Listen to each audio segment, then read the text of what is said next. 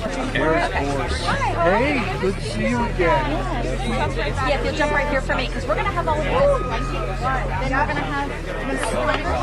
Then we're going to have James and Leslie. Perfect. Okay. You're with us, yes? Yes. All right. Yeah, shorted. Okay. He's here. We need to get his James' speech. Oh, I do know Boris. I can grab it. Okay, we've got 1 minute. Okay. Kurt? Oh, hi, Kurt. Nice to meet you. Sure. I'm going to have Kurt. I actually want, yeah, how much do you think? Hey, how's it going? Here, can we take Take care. Congratulations. You win. Got you West delivered. Okay, hold on. I need to Everything set up? Feeling good? Yeah, it's good. You'll be first. James, we can have where's the guy that's editing that's got his big camera? That is going to be Boris, which is... Boris! He's in the back. He's in the back. Okay, I need to see what you have framed. Yeah, I showed you. It looks good? Okay, great. Okay, let me just check this. Okay, let's get this. Okay, where's Leslie? Here, Leslie, take your bag. Where do you want me? She's a short woman. And then why don't you swear Yeah. in that here with the numbers right here? Yep, great. Done. Yes, I need to get you guys just a little bit closer to have this look a little cleaner. Okay. Can we scoot over to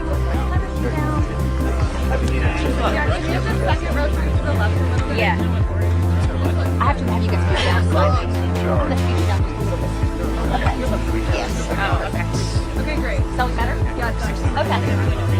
Okay. Oh, wait. I'm going to move you guys down slightly. Just slightly take a step to your...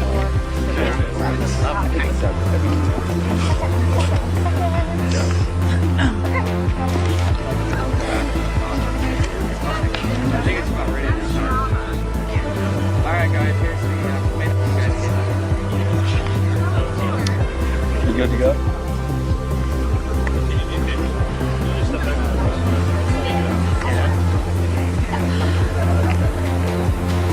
Great. Try to stand close enough to these mics.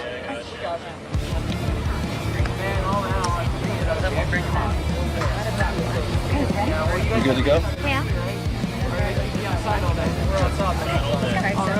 Good afternoon.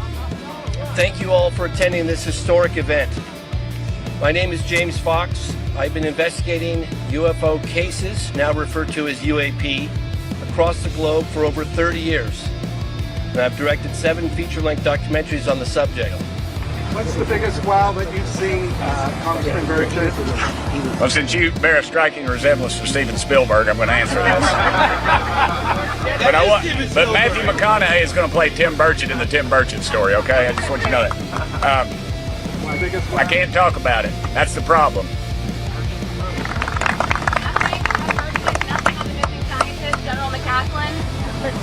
It's shady. Y'all are the media. You'll figure it out. Of course there's something going on. You had 14 rabbis, 14 preachers, 14 used car salesmen disappear. You'd be asking questions. There's something going on.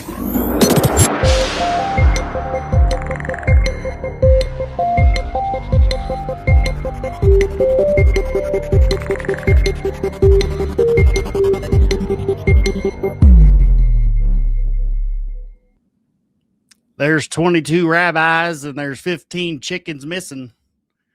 You're going to be asking questions. What's going on? I feel like you're putting me on the spot right now, Mr. Burchett. I have no idea what the fuck you're talking about with the chickens. I have no idea what you're talking, but I'm already worried.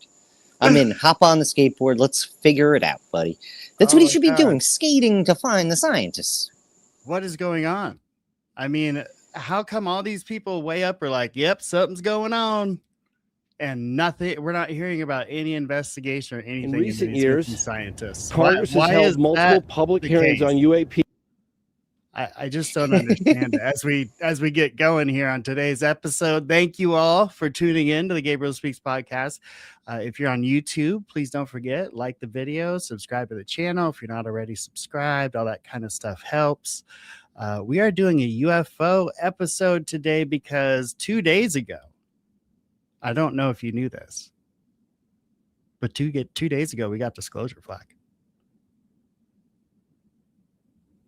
Yup, I fucking knew it, dude. I slept through it, but I felt something in bones, right down from my bottom bones to my top bones, down to my core, right down to the good old succulent disclosure. core. We got Disclosure 2 days ago, which was super convenient because, like, the very next day, this movie called Disclosure Day came out. And see, my dog doesn't even like that idea. And not to mention, David Grusch helped to consult on that film. Isn't that right?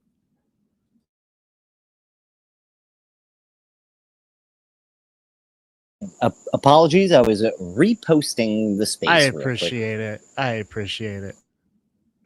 But yeah, no. So David Grusch comes out, says all this crazy shit on the microphone a day before his movie. I mean, Steven Spielberg's movie Disclosure Day drops. Does that make you feel any kind of way? Oh, not at all. No such thing as a coincidence, though. So maybe cahoots are in order. Well, I think that's only with like murder, but also massive amounts of money. Yeah. Yep. That'll do it. Also, I love your PFP today, going with the old school Flak magnet graphic. Pretty badass. Oh yeah, this one is drippy with the blood of the innocents that will come when the aliens get here. They're gonna murder us. At least one might. Oh no, they're snakes already here. You slept through Disclosure because David Grusch told us they're already here, bro. As these snakes attack you. Yeah, the non-human biologics fucking everywhere, dude, by the dozens. Baker's dozens, probably. Dozens. There's a 13th running around. I mean, when I think so, like, so much of this has to be in the verbiage, right? They're saying non-human biologics for a reason. Otherwise, they just say fucking weird alien shit. I don't like that one. That one is a little too ambiguous. With the weird statement and the alien shit. Just tell us what the fuck it is. Like, tell us it's a weird fungus that they haven't seen the color before or something. Give us fucking something, folks. Right. Are you getting that vibe too, that what he's really talking about are like nano-sized life on comets that they found? That's been my suspicion ever since like 2012 when I heard about a comet that went over India that basically left all this pink ooze falling from the sky like rain. It was very weird, but it was on a bunch of like National Geographics and made the news and stuff. And then when they actually tested the pink stuff, turns out that there was biological life in there. Nothing like we had seen, and it also didn't originate on Earth, but it happened, and that happened. So I would consider that a non-human biologic, right? Right. That's what I mean. It's like so much of it has to be in the verbiage. So I feel like I'm getting a little yanked around here. But I mean, maybe it's just me.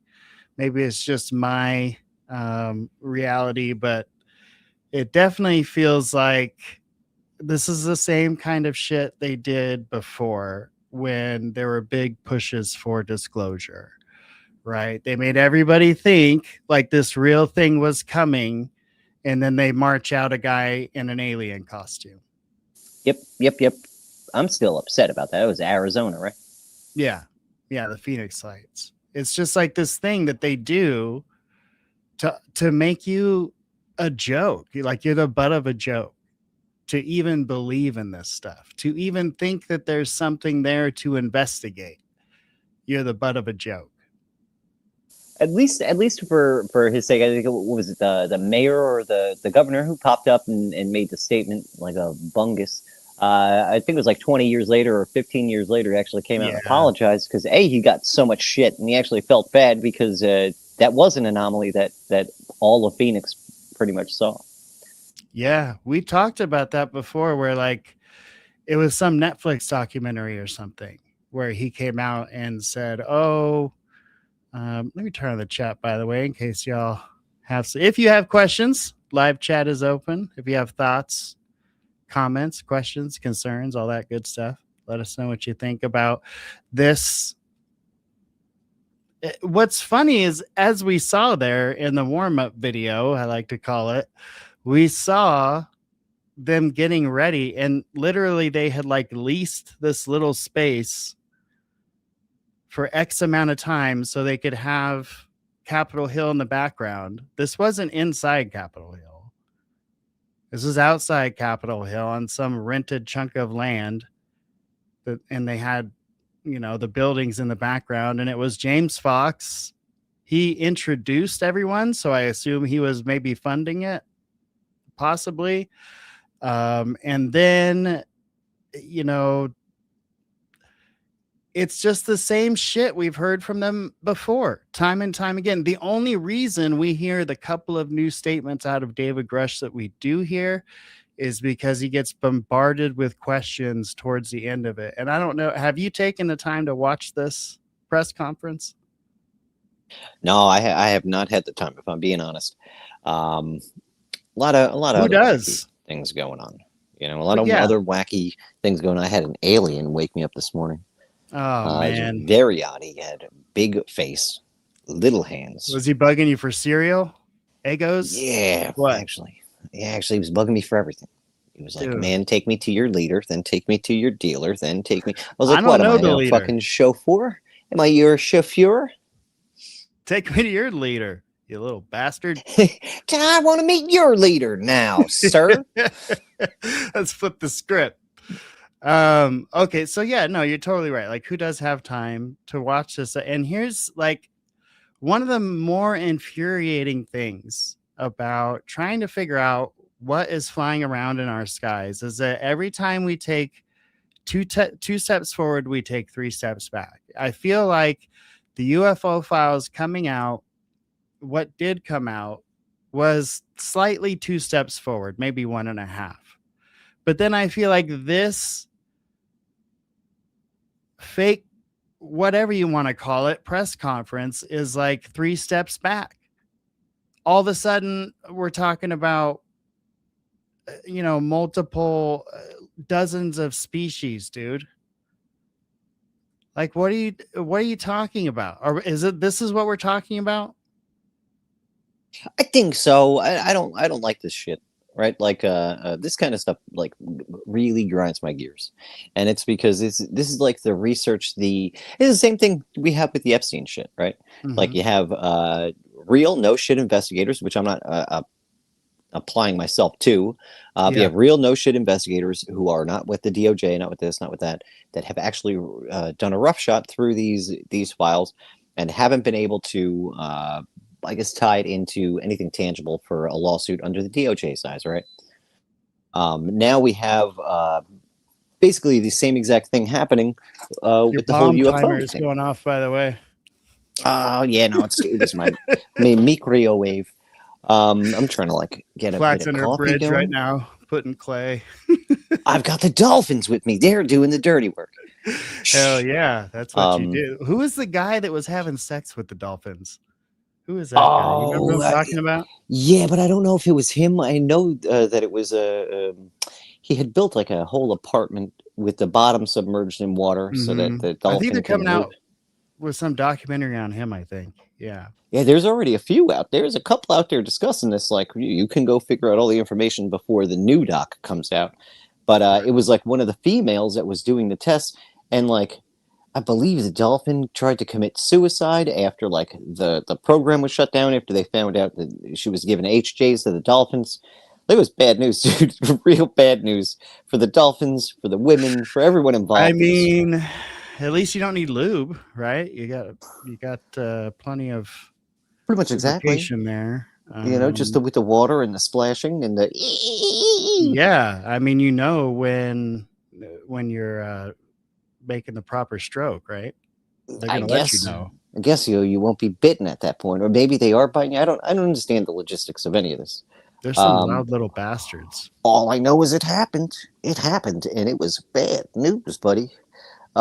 But so now we're seeing the same thing with both the UFO files and the Epstein files. Like there have been hundreds and hundreds and hundreds of people who have looked at this from the inception of Blue Book. I think it was like 1734 was the other one. Project Grudge. People who've looked into all these things. Why are we still throwing out the same bullshit that was given to us in like 1960 that's been debunked, or like not looking at the stuff from 1960 that hasn't been debunked but is actually anomalous? You know, we're seeing a lot of like obfuscation. We saw the shit with the aliens. Was it alien.gov, which was a bait and switch on us? Oh God, that was just brutal, wasn't it? Yeah, it was bad. It was bad, but it's like at least this is the one thing I could say. It's like an obvious slap in the face. Yeah, you know, like I've been out. Like we think you're a joke. Any semblance of hope that I had died with that, right? Yeah, and it wasn't that much. Rough. But the now bullshit promotion they were doing with the weird sounds and the helicopter lights and those bastards. I'll give them credit though. It was cool as shit to pop on there and see like a 1990s, early 2000s web page that looked like a fucking old school UFO site. Like that was pretty cool. Like. I was so stoked about it because that brought me right back to when I was like the most interested. Immediately tell you op. Yep.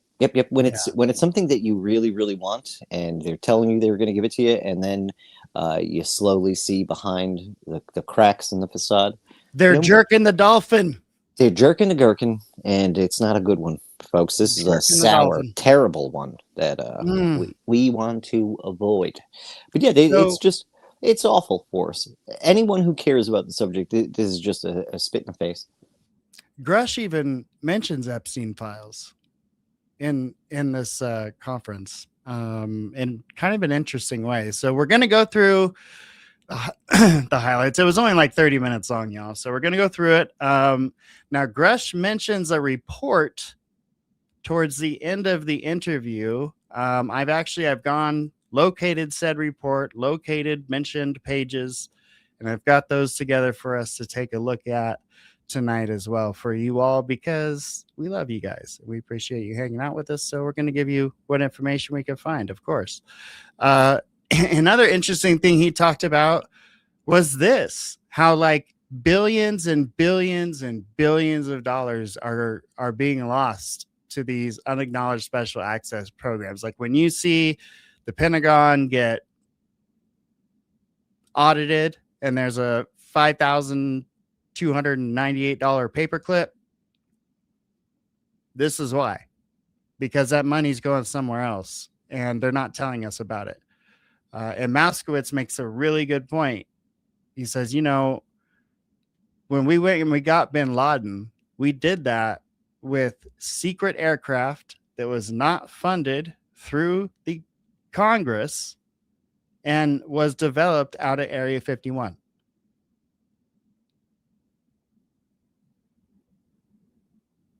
So we know it's done. It was done. We watched it happen. So at any rate, let's get on to this. Let's get on to this conference. If you missed it, this is our, really didn't have much to edit out except for some fluff. So take a look here. We've got James Fox, we've got Moskowitz, we got Burchett, we've got Burleson, and then David Grusch is kind of the icing on the cake. Luna jumps in here and there. So all of the regular cast of characters we see on like the podcast network now. It's weird. Which is a dramatic shift towards transparency. And thanks to many members of Congress, the issue is now being taken very seriously. We, the people, are finally hearing accounts in a credible setting from firsthand U.S. military personnel about highly advanced unknown craft that fly rings around our frontline fighter jets. With President Trump's unprecedented directive to release UAP files, we are seeing more and more of these type of craft captured on various government sensors, and I'm told this is just the beginning. One of the aspects of the phenomenon that's spoken about with less frequency are... He did say type of crap. Oh, nice Easter egg. Freudian slip. How do they know it's craft? Why do they call it craft? half the times, neither the person, the eyewitness, nor the radar can make out what the hell it is they're looking at. Like, how we know it's a craft? It could be an angel fart. You don't know. Oh, Or I'd like close to see an encounters angel of the fart, third- if I'm being honest. Dude, we may have seen one. I feel like they're a little too angelic to fart. Kind of like women, like Oh, women that's don't right. fart, they don't poo, they Oh, barely dude. sweat. Everybody farts. God has the best farts of them all. Oh man, all right. It's Yeah, good to it's know natural. this now It's a before I circle get of life. too old. The circle. Wait, I don't want to get banned. I don't want to get struck for singing the circle of life. All right, back to Mr. Fox here third kind. and the different crap. Reporting by witnesses of entities of non-human sentient beings connected to the craft. Don't take it from me. Some of these reports come directly out of United States Air Force's own files. In fact, the very scientist who coined the phrase close encounters of the third kind investigated cases for the United States Air Force from 1947 to 1969, Dr. J. Allen Hynek. According to Hynek, it was cases like those that the United States Air Force desperately tried to keep secret, because it's one thing to try and confuse the public with weather balloons and swamp gas, and another entirely different when dealing with credible reports of non-human beings on the ground. I personally investigated one such case for over 16 years.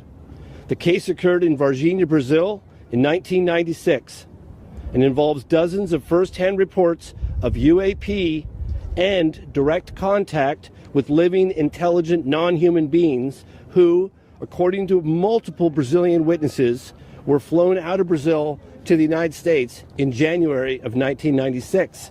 The former Brazilian Ministry of Defense, Aldo Rebelo, confirmed.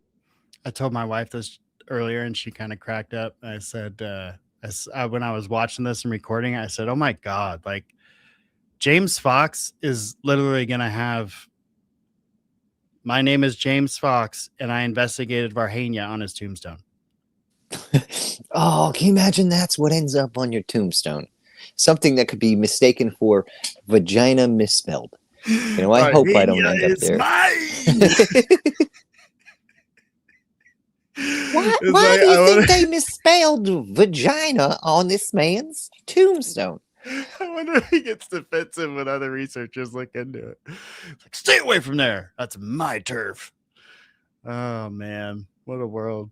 The incident occurred and stated, if the U.S. disclosed information on this case, then we in Brazil could do the same.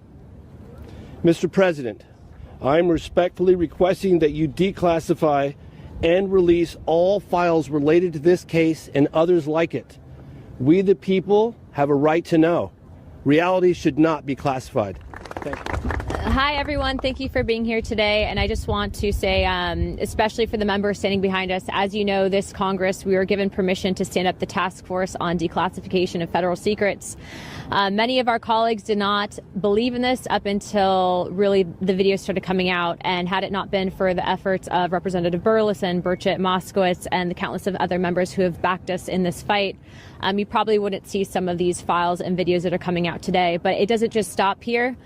For some time, we've been pushing for there to be legislation, whether it be whistleblower protections or the UAP Disclosure Act, and it's been time and time again stonewalled by various intelligence agencies and staff within the House of Representatives, which is why we are grateful to the administration and their effort, as well as Stephen Miller's office, in pursuing the truth, something that we all should deserve transparency on.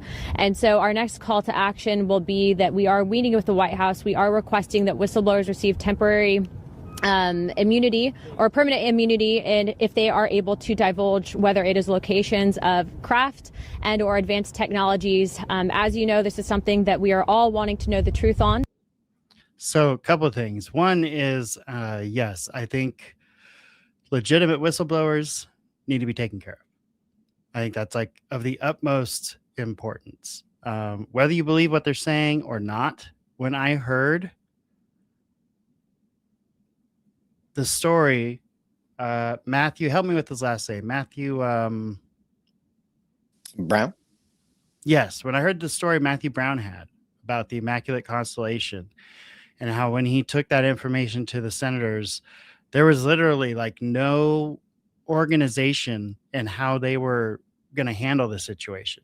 It wasn't like, okay, you're going to go talk to this person, you're going to meet with this person, then you're going to go brief with the security detail, we're going to make this assessment, then we're going to go make this financial assessment, we're going to make sure you are insulated and safe. None of that. It was like given to an assistant in the office, and they were like, yeah, whatever.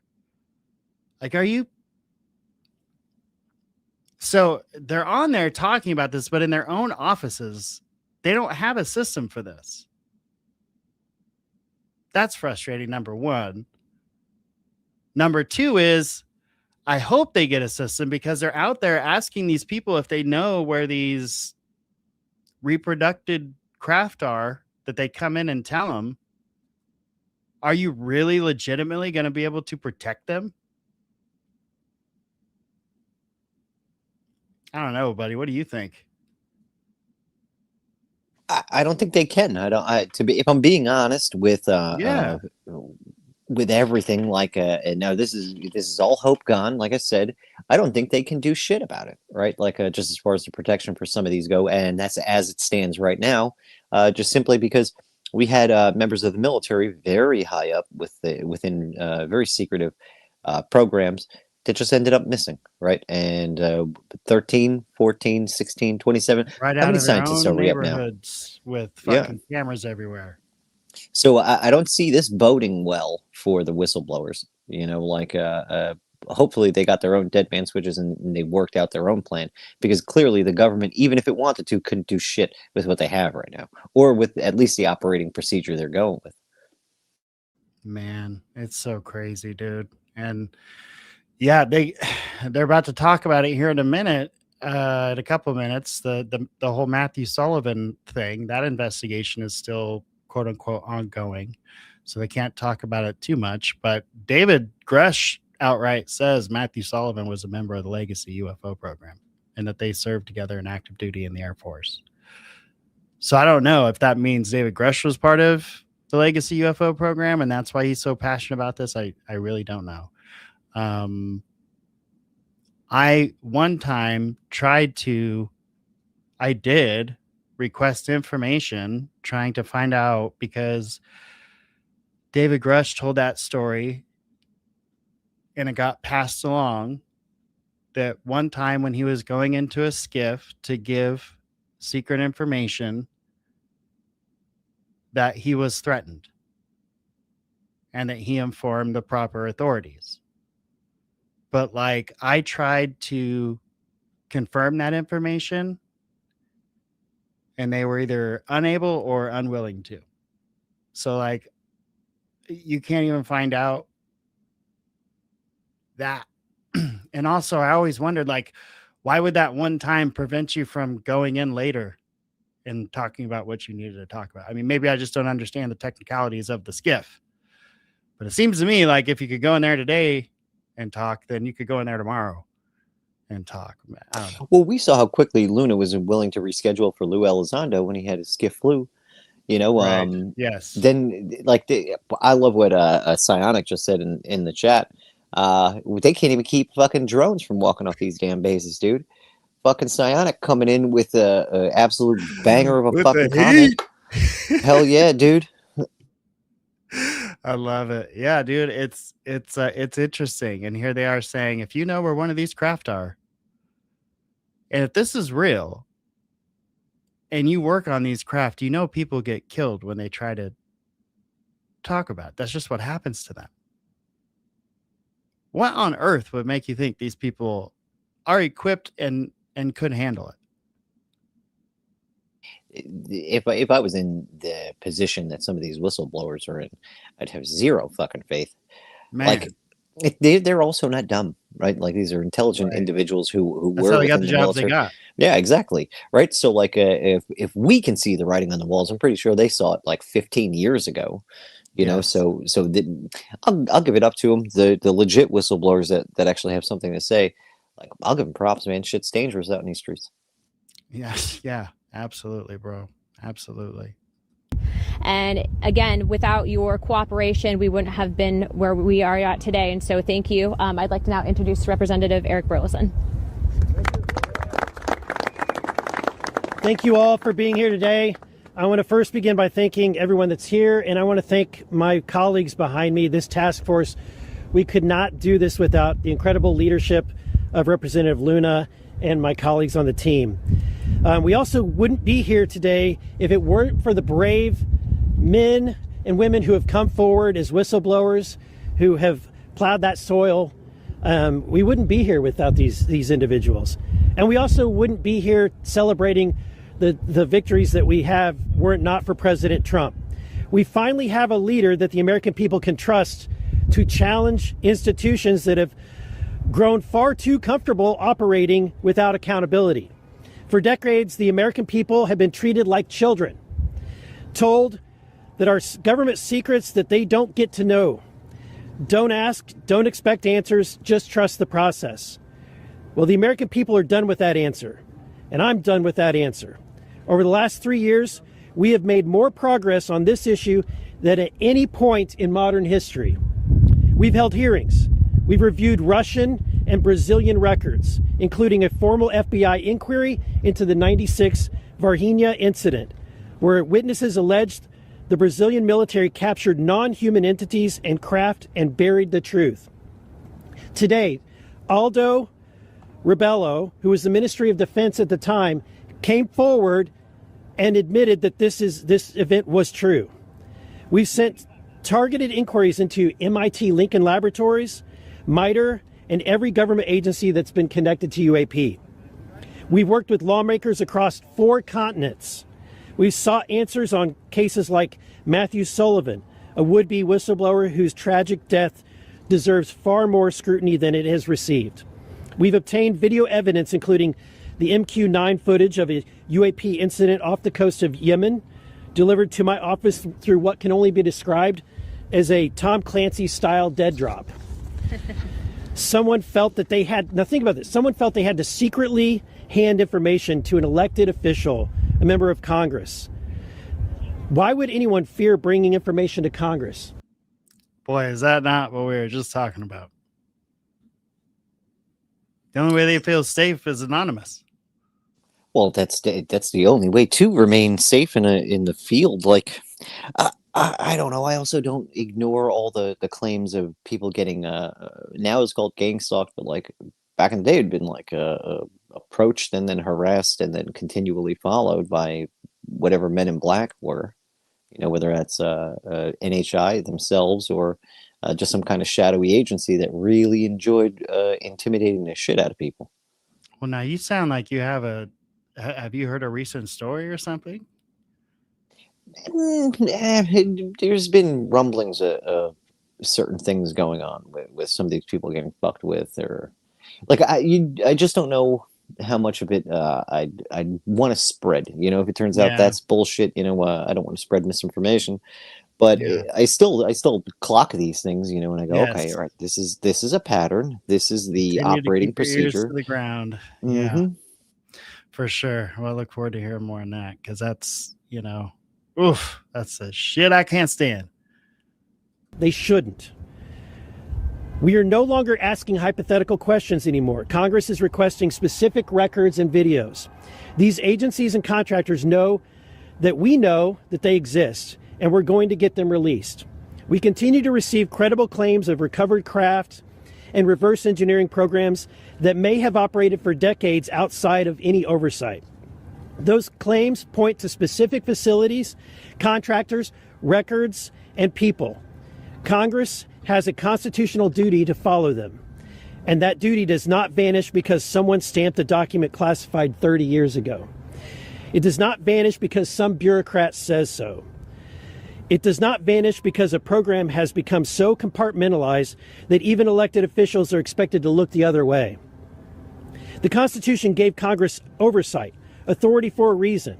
No elected bureaucrat has that authority. This information is not yours to keep. It belongs to the American people. They own it, and they deserve the truth. The most important people in this story are the whistleblowers. David Grusch, Admiral Gallaudet, Dylan Borland, Jeff Nusatelli, and the many others who haven't been named yet. Their careers were upended. Their families were torn apart. They endured an avalanche of stress, all because they believed this information belongs to you, the American people, and they attempted to and tried to get it to you. Some will say they should have used more proper channels. To hell with the safe way. The safe way protects the system. These are people who simply wanted the American people to see what they know, and they deserve protection. They deserve our respect, and they deserve a second chance. And we are at a different time. This is the age of disclosure. Mr. President, I'm asking you directly, waive the non-disclosure agreements that still bind these patriots. Grant immunity to anyone and everyone who has already come forward and everyone who will come forward. Open the door and let them speak. Because unless people know they will be protected. Hold up. Wait a minute. Did he say the immunity word? Yeah, that's what they're all asking for, isn't it? They really want a overwhelming sweeping of immunity so nobody gets in trouble for whatever bad things. Yeah, which I'm not for that because there's a lot of bad people there. You know, yes. If any of the stories are to be believed. Everybody. Yes, that's what I'm saying. If half of these stories are true, what they've done to people, oh my God, you want to give them immunity? Ooh, what was that thing that Grusch said earlier about the Epstein files? Because that's kind of what this seems like. Another fucking sweetheart deal for a bunch of people who don't deserve it. Now if they try and sweep this into the whole fucking Epstein thing, right? Like, let's say they can find one little tiny overlap, then they don't got to prosecute them because they can all get immunity. Yeah, well, loopholes everywhere, dude. Yeah, what he says, I think it's coming up, but I think what he says is something along the lines of, this could be as scandalous as if handled the wrong way. Because there's a lot of different compartmentalized parts of this. Why would they come forward? But yeah, why would they come forward? If you kidnapped people from a third world country so that they can then be brainwashed and used as hard drives, biological hard drives. Because remember, some of the old MK Ultra stuff was literally brainwashing some of these people, breaking them into multiple personalities, and then what would it be, like layering certain messaging within those personalities, right? Man, that sounds like maybe they shouldn't get a fucking pardon. Yeah. It's So look, I want disclosure just as much as the next cat, but we live in a country of laws and our taxes pay for those laws. And I'm pretty sure those laws include the right to safety in your own home. So like if you're sleeping in your house and someone or something takes you out of it and abuses you, pretty sure that's illegal, and I would want that person prosecuted. It's that simple, folks. Yep, I feel like this would also be the perfect time to not today, but to work out some sort of MyLab investigation, right? Like the military abductions, because that's a very real part of the alien lore. Would be that. I would like to look into it a bit further and see maybe if they're not trying to sweep every one of those in as well. Oh, I'm sure they will. Any weird thing, right? Because they've already linked this to the paranormal. On official documentation, they've linked this to the paranormal. I love what Sion at the Hedgehog said. 100 John Guy X for national security and the Department of Energy, but let's forgive that so you can maybe see a rich guy get a car drone. Exactly. And Gray Owl, as always, he's so scared. Oh man, I love it. Okay, we're gonna continue on here with these guys. And here's what's frustrating. There was a time several years ago, but still there was a time when I thought these guys were gonna get it done. the UAP task force. The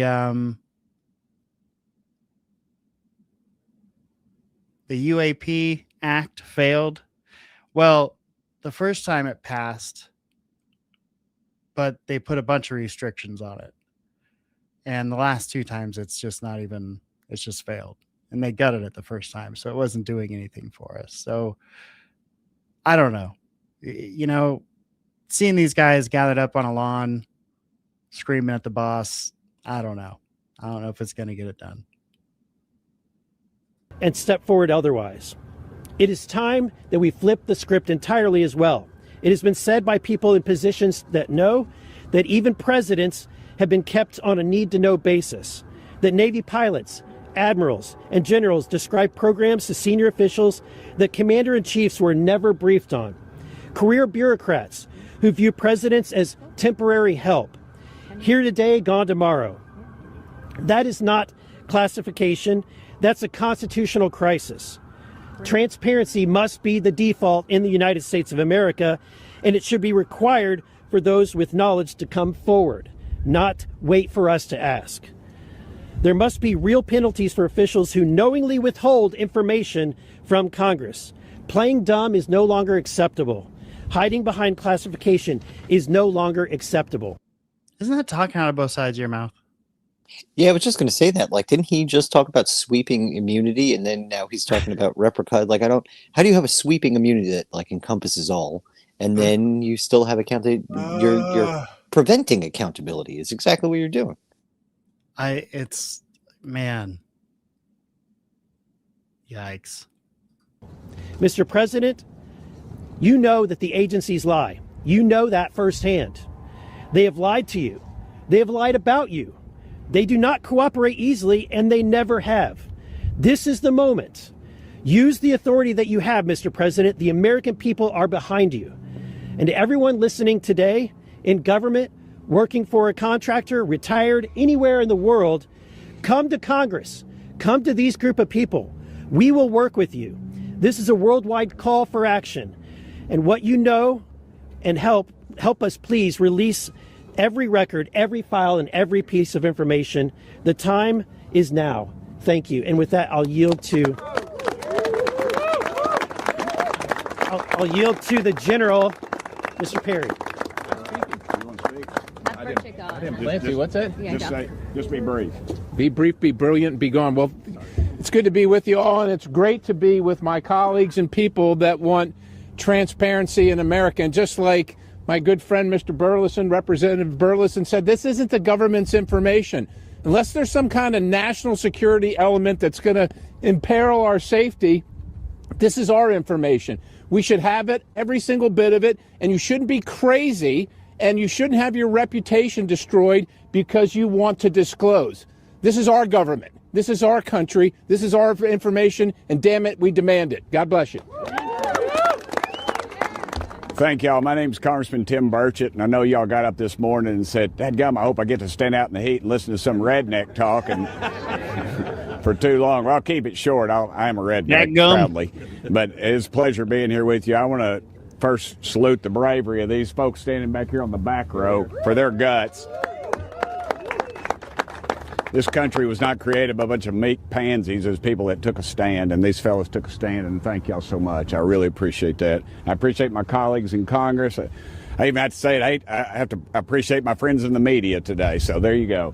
I've crossed over the divide. But, you know, I talked to the president about this issue, and he kept his word to me. He kept his word, and I think that's important. But I think we also need to remember, too, when I'm sitting in a skiff and some little punk in a man bun tells me the president's on a need-to-know basis, folks, that ought to tell you right there what we're up against. We're up against corrupt. I fucking love that shit. Little fucking punk in a man bun starts telling me. I don't know who he's talking about. Well, I think I kind of do, but I'm gonna, in my head, he is talking about Jared Leto specifically. And not because of UFOs, just out of annoyance, I think. Just for the man bun. You don't like him? Yeah. The man bun. It's the man bun. You know, the man bun. It's not. When was the man bun ever in? Was it like 2005? Yeah, probably a little bit back then, maybe. Like around the time the guys were getting the armband tattoos.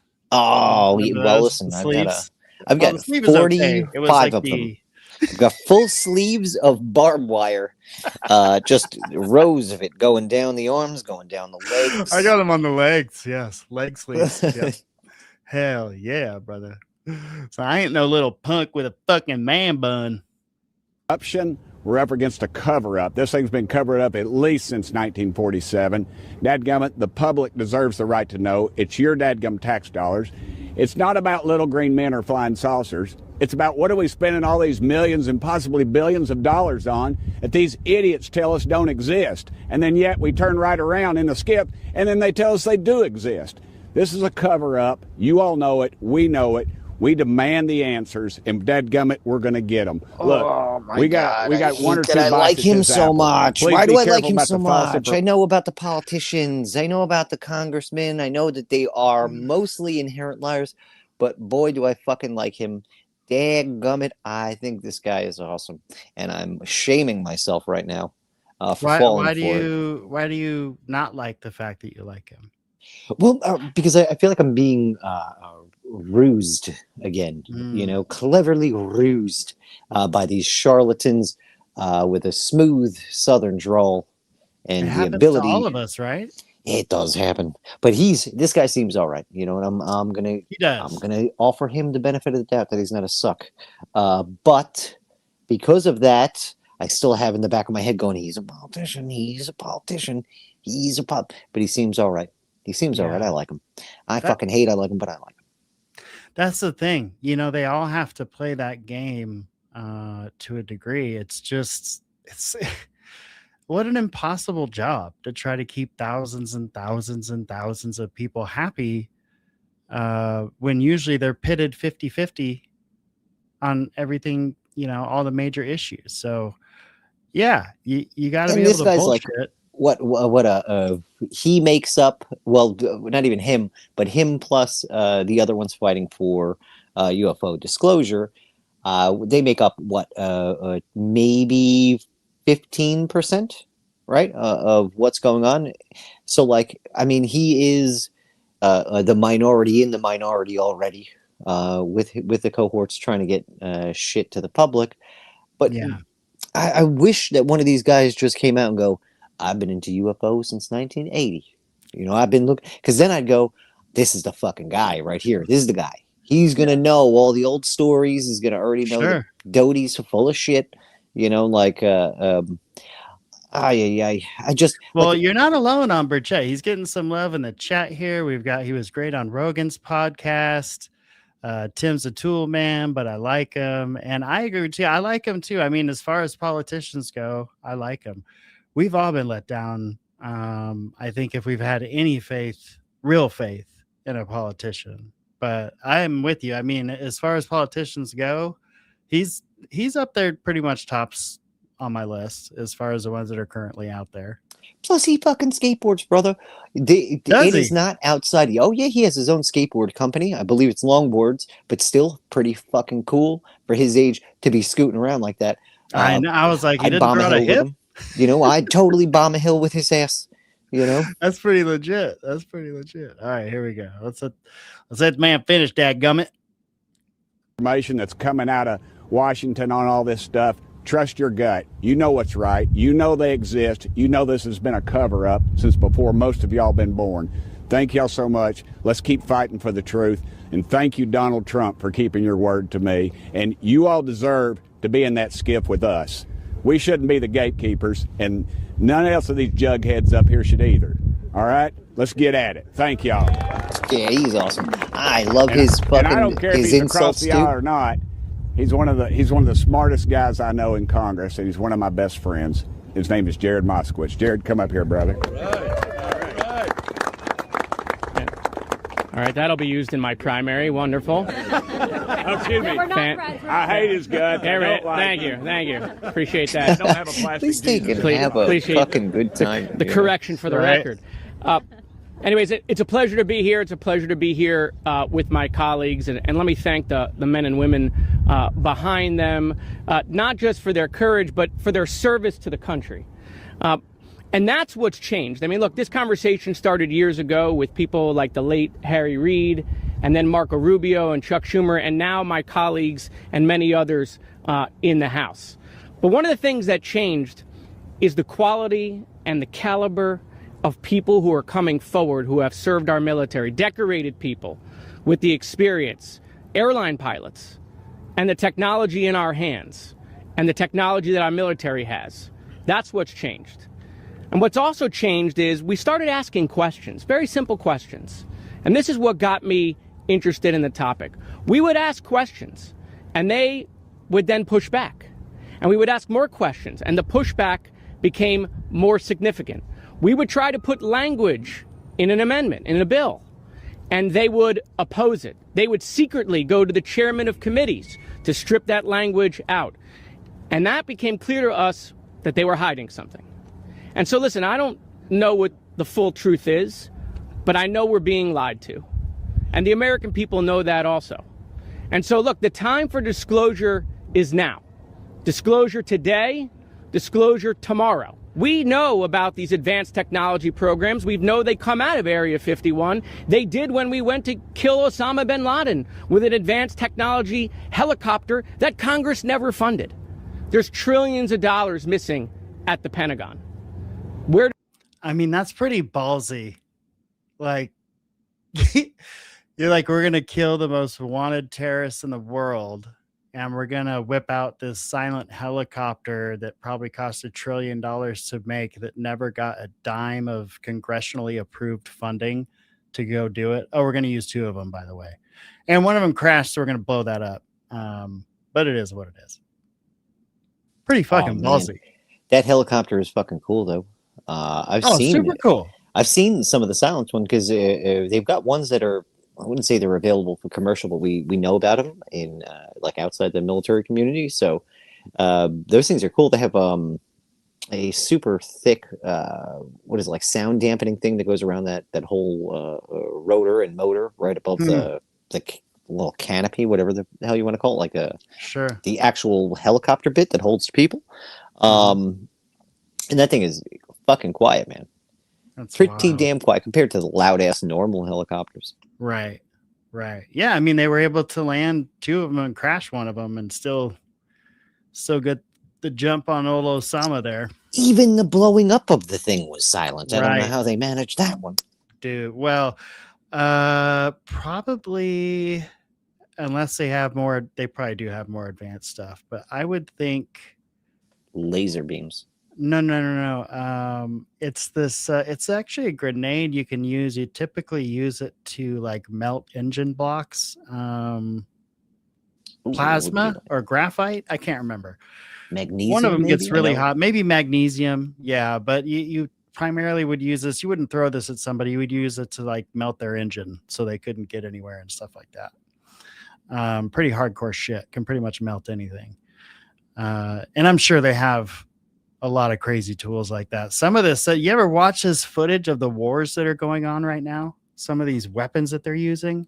Oh, yeah, dude. I've been seeing a couple of things like, well, not even a couple, a whole hell of a lot that's been getting past Israel's Iron Dome, which... I did see that, yeah.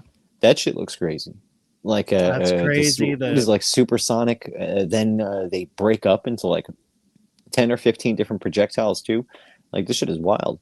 And different directions. It's not that I didn't think this shit existed, but it's crazy to like not be there and see the shit in action. Like, yeah. I wonder how they felt during Vietnam because there was a lot of press there, and I'm pretty sure they did have a lot of new tech that they were using that maybe they weren't showing, but probably got seen on TV a little bit, accidentally. Yeah. Oh my God. Could you imagine like,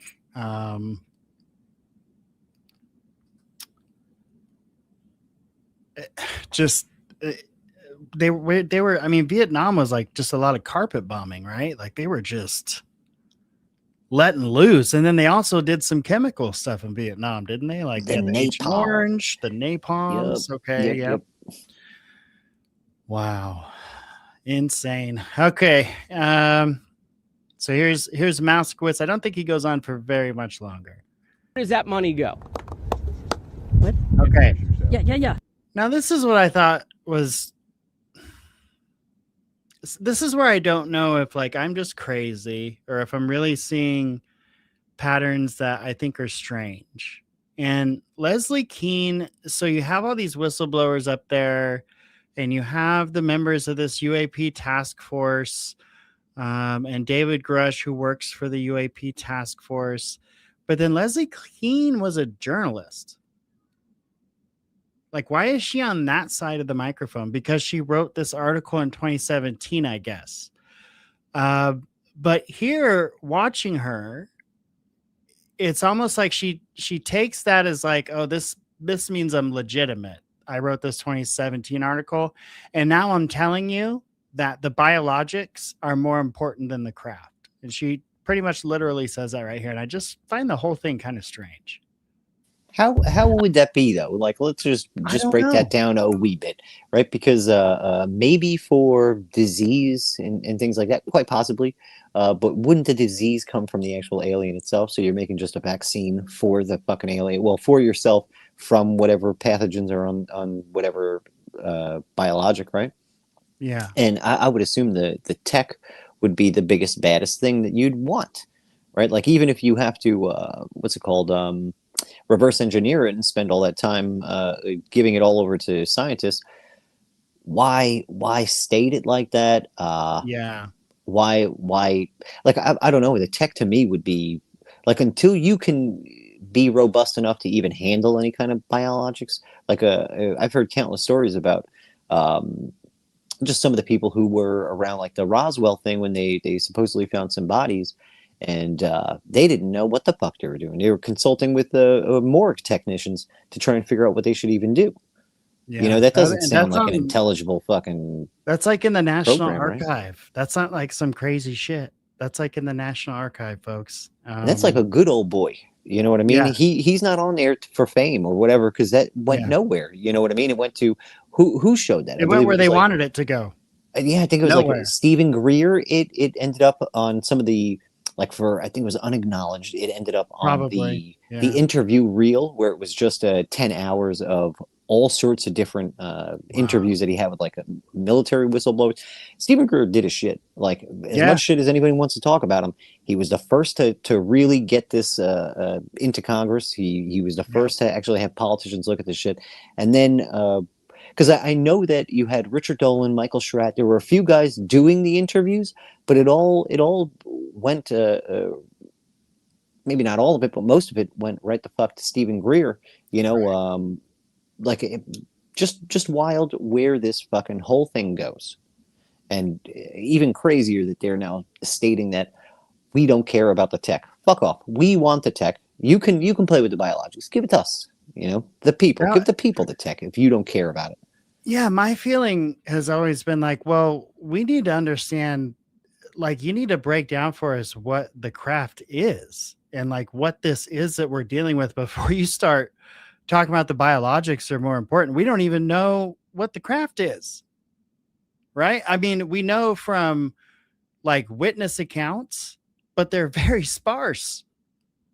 And memory, first off, memory is terrible. And second, witness accounts, if you look in a court of law, are kind of considered like the worst evidence because people forget shit and they change shit. Oh yeah, and Gabriel brings up a good point, right? We on Earth as humans tend to think of things how we see them on Earth. It's kind of like the idea of an alien, where it's bipedal, has 2 legs, 2 arms, 2 eyes. Right. It could be fucking anything, right? That's the whole point of the term alien. Is it's not known to us, right? Right. So he brings up the fact that they might have mouse-sized aliens, like in Men in Black, inside some of these politicians. Where, like, I know he's joking.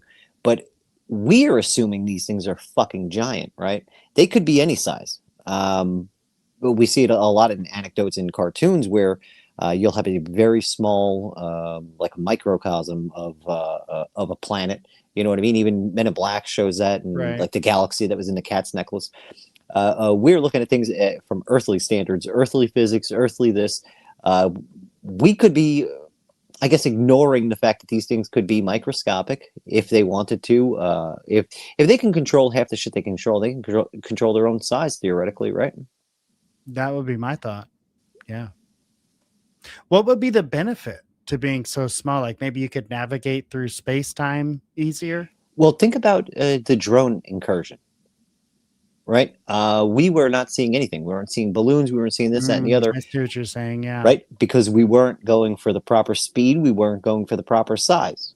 Right. Once they figured out that, holy shit, they can be sending drones off of a carrier ships out in the ocean, right off the coast that looks like a shipping container. Meanwhile, it's filled with 2 containers that have about 1,000 drones a pop. Right? They wouldn't even know like how to find that without setting the maximum speed or minimum speed to catch, the size, different parameters for whatever stealth options these things have. So like, I think that we're already seeing it within our own technology. It wouldn't be absurd to see it with something else, especially if it's a probe and it doesn't have anything inside of it other than, well, let's say, because I know the boogosphere had gotten debunked, but it could be the size of a fucking boogosphere floating around. Who knows? The whole point of the alien statement means we don't know what the fuck it is. Or I thought that was interesting. In our research into Amy, we were talking quite a bit about Mark Sokol and Falcon Space, and they went and they drilled a hole into the boogosphere. And then Gray Owl, the beast that he is, also just brought in the plasmoid things that they're talking about, right? Because with certain meta-surface material, Huygens being one of them, Huygens, based off Huygens principles from 1890, I believe. He was a physicist from back then. Well, I guess we know it today as physics, but back then it would probably be known as more like fringe science, dealing with high amounts of current. Magic. Yeah, so like nowadays we kind of have metasurfaces, right? And that's supposed to mean, well, looking into the Huygens stuff, you can use the skin basically as a waveguide. Once it's a waveguide, you change the shape of these things usually are in pancake shape, but if you change it to a cone, then it's more, it's easier to direct whatever currents across it, creating a plasmoid around the entire craft, if that's what you see fit, right? Now, if there's no people in there, you can go any speed, stop, whatever, and it would just look like a glowing ball of whatever. Right. But I mean, we're working on this shit already. So to think that every one of these things is some magical thing from out in outer space, it could be possible, but I'm thinking that we've at least got our own bits that can confuse the shit out of us, especially in the plasmoid realm, right? Definitely. Yeah. Psionic says, wasn't she part of a book on the Aztec crash, the one with the black and white images of what they called the Tomato Man? I have pics we'll post on X soon. Look forward to that, buddy. We'll defer to you on that because I haven't even heard of that. Well, I haven't heard of that, but I have heard of very secretive type meetings that she would have at some of these UFO conferences with certain people that cover this topic that maybe have X amount of followers or so much influential power.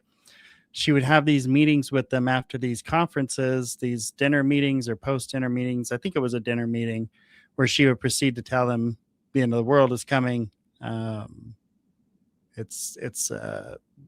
can't remember if it was going to be an alien attack or an asteroid strike or whatever.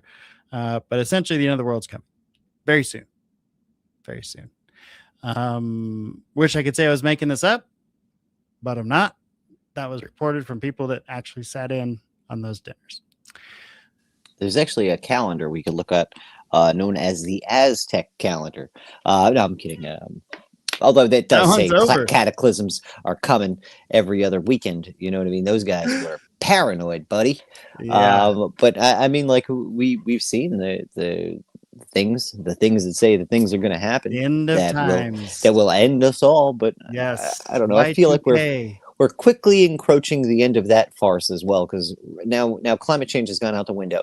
I just want to point this out. Climate change has now gone out the window because they're willing. Oh yeah, they're willing to put data centers, right, that are changing ambient temperatures at nighttime in many different areas, right?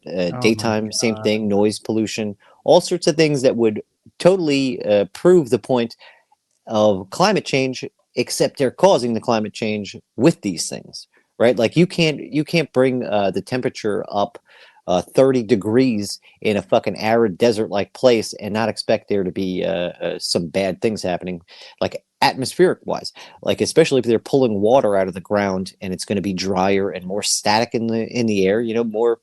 There's way more things that could happen. Sure. That I don't think they care about or are even planning for. You know, they just want to Yeah. make their money real quick. So.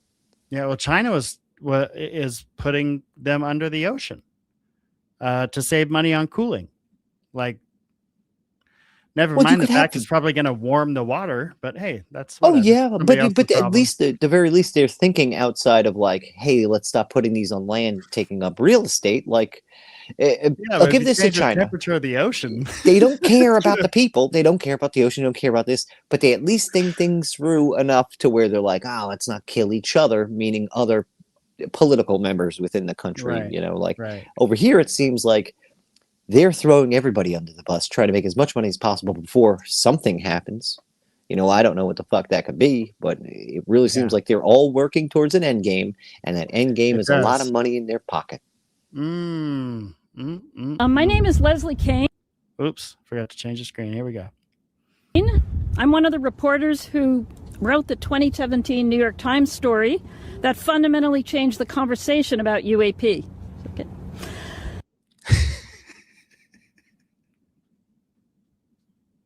That good? That a good explanation? I fundamentally changed the conversation on UAP. That good? Do you know who I am now?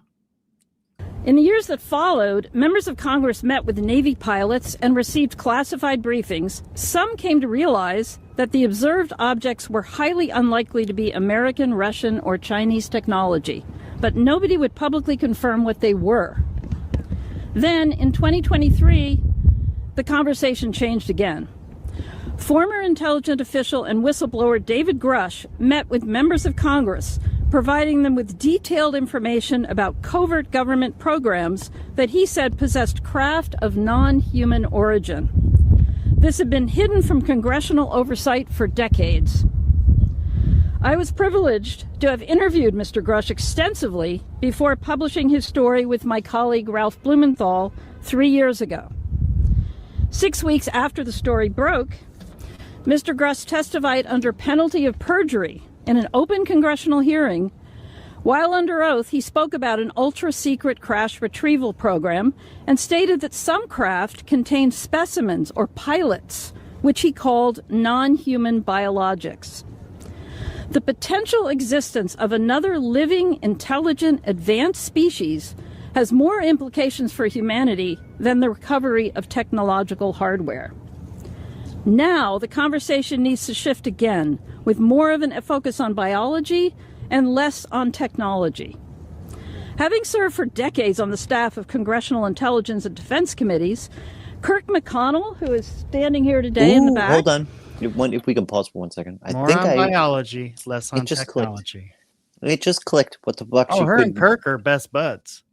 Well, not even that. What would you, not you personally, but like, what would you, as a U.S. military high up individual, benefit from the biologics? Weaponized. Easiest way to kill people. Oh yeah, dude. Oh yeah. Maybe that's what this whole thing is about. They'd rather fucking weapons. They'd rather weapons than the technology. You know, like, but the technology could be weapons too. But it's funny that they think this is the easier option, right? Because that wouldn't be stated if it was the harder one. They try and sell you on the easiest thing to fucking do that would create the most devastation if a weapon is what they wanted. So the biologics. If we get attacked by aliens, we can hit them with these biologics, and they should all die. I'm not even going that's the optimistic route. The pessimistic route that I'm stuck on is maybe we can just throw an alien virus over Iran or over wherever the hell that we're having trouble with. You know what I mean? Like, these dumb plebs don't need to know what's hitting them. As long as it's taking them out, you know, we're all right. Right. Yeah. No, I was being sarcastic about how they're going to sell it. Right. Like, we're going to use this if we get attacked by these things. No, you're going to use this on people you don't like. If history is any indicator. He was present in classified settings when highly credible sources briefed senators, including Marco Rubio, about recovered non-human bodies. Unlike legitimate national security concerns that require us to keep advanced technologies of non-human origin secret, that justification should not apply to biological evidence. Knowledge of the existence of another life form, studied and documented by qualified experts, should not be considered a threat to national security. By what authority can any institution withhold confirmation of what may be the most consequential scientific discovery in human history? Knowledge that we are not alone does not belong to any government or military. It belongs to all of humanity. Today, I call upon the President to prioritize the declassification and public release of any evidence concerning recovered, advanced, non-human biological entities. Thank you, and I turn this over now to David Grusch. Good afternoon. I'm here today because my leadership on the disclosure issue is part of my continued service to the nation. I took an oath as an Air Force officer swearing to allegiance to the principles and the framework of the U.S. Constitution. I took that oath seriously then, and I take that oath seriously now. And if this is one of my final duties of public service, I want it to be this: helping Congress and the President restore lawful accountability over activities and spending that should have never been placed beyond constitutional oversights, and to be transparent with the American people. There are a myriad of issues across multiple cultural, religious, and institutional spectrums. The topics here that we're discussing today go beyond life in the universe. There are serious homeland security and airspace safety issues. There are relevant counterintelligence and technology protection issues that must be taken into consideration. For decades, unknown objects have freely operated in restricted airspace in large metropolitan areas and critical infrastructure, and the agencies responsible for securing the homeland cannot adequately defend against it. This is a serious national security issue. In my official duties, I was exposed to human and signals intelligence information concerning foreign adversary, UAP crash retrieval, exploitation and study efforts, adversary views on U.S. legacy program reverse engineering efforts, and U.S.-held audiovisual information related to crash retrieval matters, such as the recovered vehicles and the associated biological material. One must always be concerned about adversarial disinformation when you're getting foreign intelligence, but I was able to cross-verify this information internally to back up the foreign government assertions. Many of the president's team has been kept in the dark by high-ego, politically appointed actors, both because of incompetence and malicious intent, has subverted the president's order on this issue. Furthermore, some of this foreign intelligence has not been provided to Congress despite lawful requests to the Defense Intelligence Agency last summer, and also having formally been published across the IC and analyzed by such analytical centers such as NASIC. These records belong under congressional oversight, and I believe DIA should stop obstructing Chairwoman Luna's task force and provide those documents to Congress and enter it through mandatory declassification review so the American public can see some of the foreign intelligence I had access to. Secrecy around this issue did not appear overnight. Subsequent executive orders, Secretary of Defense memorandums, compartmented security, basically nullified Congress's role with the judicial branch with oversight of this issue. Remember, classification exists to protect the nation.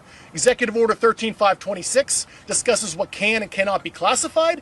Embarrassment, hiding funds, criminal activity, and the basic information about scientific information in the universe is unlawful for it to be classified. And this is why whistleblower protections matter. Through my federal litigation ongoing with the Department of War, I learned that the Air Force worked with an external agency to seek an investigation of me for alleged unauthorized disclosures punishable under the Espionage Act after I testified in front of Congress in 2023. Okay, now that's fucking wild, dude. He went in front of Congress in 2023 doing his patriotic duty. he thought, telling him his findings, and right afterwards, the Air Force was trying to get him in trouble. And like, we've heard a little bit about this, but we haven't heard him speak a lot about it. That's pretty fucked up. It's really fucked up. Like, I don't understand these things, right? Like, because you've told me this before. Other people within the military have told me this before. Like, and this goes also with police. Like, if they're asking you to do something out and out illegal that goes way above and beyond, and this is just paperwork wise. I'm pretty sure once you're in there, they just want you to follow a fucking line of command. You do not step outside that, no matter what, and like you just do your job. But like, there is supposed to be a thing where it's like, you know, if you're told to do something incredibly illegal that goes against every other thing, like a military coup, I would assume you should probably like step the fuck out of line and go say, hey, this is going on. But like most of the time, you're going to get lambasted if you do fucking do the right thing. Right. And here's the guy, you know, he was asked to look into this. He looked into this. He reported his findings. And I don't know if it was just too much for some people. If people don't believe what he found. But at the hearing, he had receipts. And that's the difference. Today, what we're going to hear him say here shortly, he doesn't have any receipts for. And that's kind of worrisome. The results of my congressionally directed investigation in the support of the first Trump administration. This should concern every member of Congress, regardless of party. To this day, I'm still fighting years of record withholding, administrative obstruction, and a prolonged effort to get a medical military retirement that I still am not in a retired status. This is also a real fraud, waste, and abuse issue. President Vance's task force is sharply focused on the issue of misuse of funds. The same accountability problem applies here.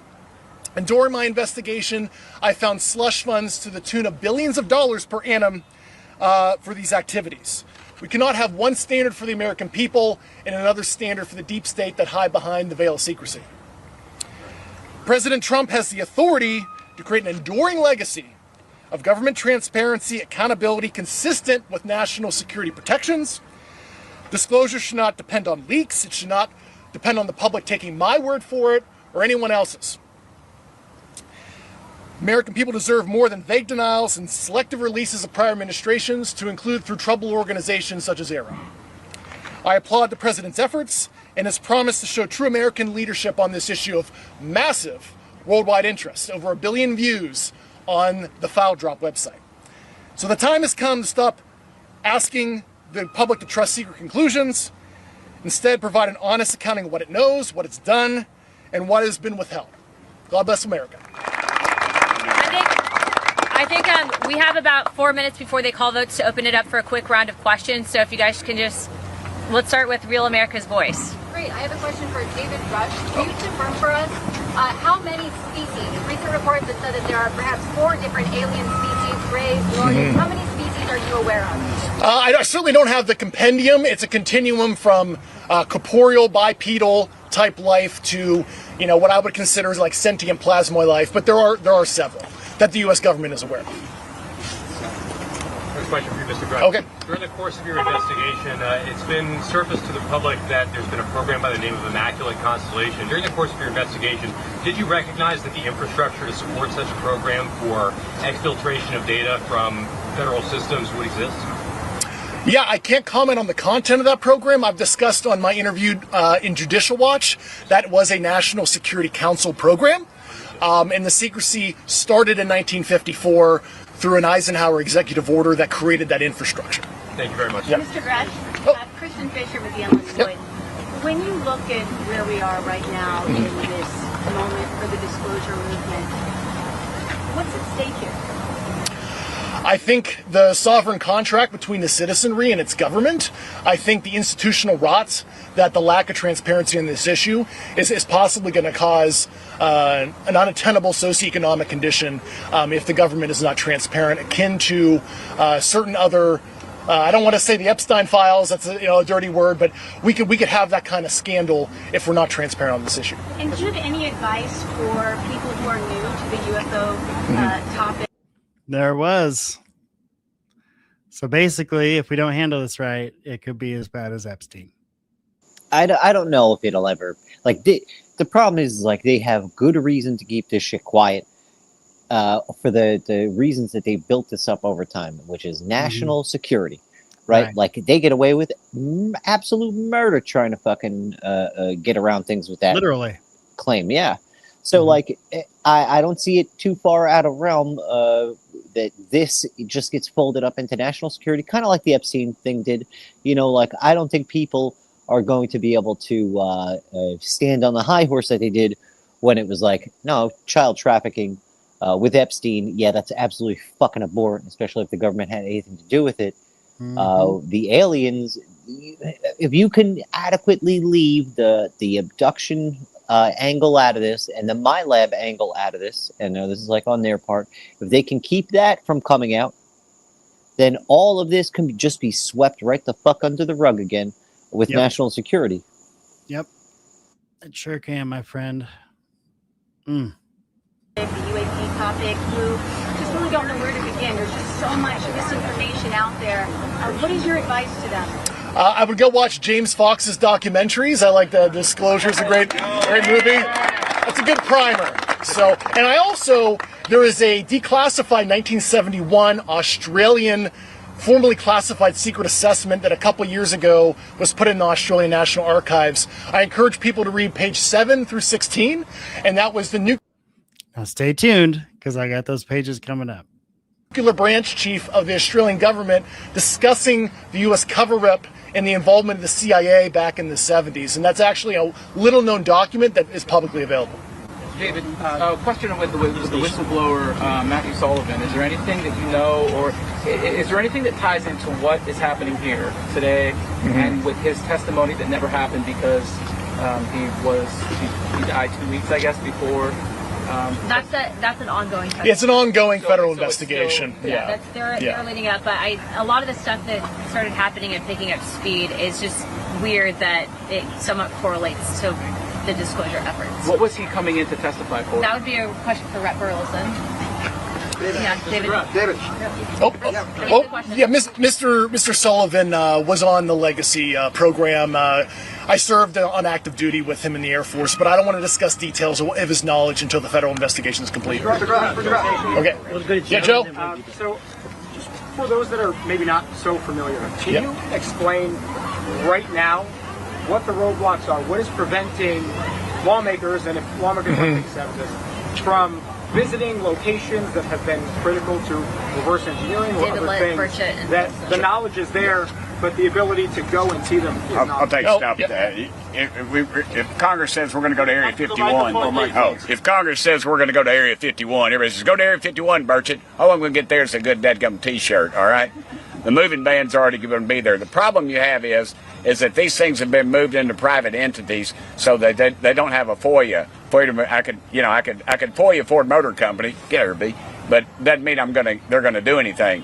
That's why they moved it out of the federal governments, and that's part of the roadblocks. Other roadblocks we've seen, we tried to get a committee. We've had staff members try to block us when we first started this thing with that first hearing that Grusch said that there's biological entities. They tried to move it into remember that Russian balloon that flew over? They tried to move it into that. And what was it? Chinese, excuse me, they're all together, I don't care. No, I know they're not. But they tried to move it into that. We had staff members try to block us. Just the top level. We've been in a skiff before, and we had a member of Congress come in and just try to disrupt the meeting, try to disrupt Grusch, throw him all these trick questions, and he answered every dadgum one of them just right off the bat. He knocked it out of the park. So if there's before we have to go, because this is the last question, we do have a meeting set up with the White House. The White House is going to play ball on this. So as Rep. Burleson and Burchett has stated, they are following through on everything that we are sending them. So the next course of action and something that they are willing to entertain is if you are an intelligence official or have knowledge of locations of materials, and in doing our due diligence and following up the task force, they are considering, and I do believe that they are going to be providing immunity permanently, so that people can't be hit with a violation of the Espionage Act. So again, there's a lot of people that have a lot of information, but it's really, can we prove it, and what information information can we then bring forward to the American people? So we are still relying on you guys. Wait a minute, let the guy with he's had his hand up the whole time, ma'am. Go ahead. Thank you, Mr. President. I have a question for Mr. Grusch. He's available. Grusch. Just available. Hi, Mr. Grusch. Scott Mercer from Mysterious Planet. I have a question. Do you have a sense of how many cases the government might be aware of that involve non-human biologics? Quite a few, several dozen. So that's an ongoing list. So can't give you an exact number because I didn't even have full access to that information. Several dozen. Yes. Yeah. Bottom line, we got to go vote. Bottom line, we wouldn't be here if it weren't for the bravery of these individuals who came forward, Mr. Grusch, and all of the whistleblowers. We wouldn't be here if it weren't for the political courage of my colleagues who took this issue from being a fringe issue to being something that everyone is talking about and is no longer a fringe issue. And we wouldn't be here if it weren't for this president who has taken a decades-long request and finally brought us into the age of disclosure. And so, and I want to say thank you to the press as well, to James and to Leslie, and to everyone who has helped cover this topic. We're here to fight for the American people, fight for the truth. And again, our last call to action is we want to challenge every foreign country. Do what the United States is doing. See what we're doing here, and we want to see your country follow suit. And we want to see if any individuals have any information, do not be afraid to come to a member of Congress. We will protect you, see that? And we will make sure that the truth is out there. Thank you. Anything you can give us, Congressman, on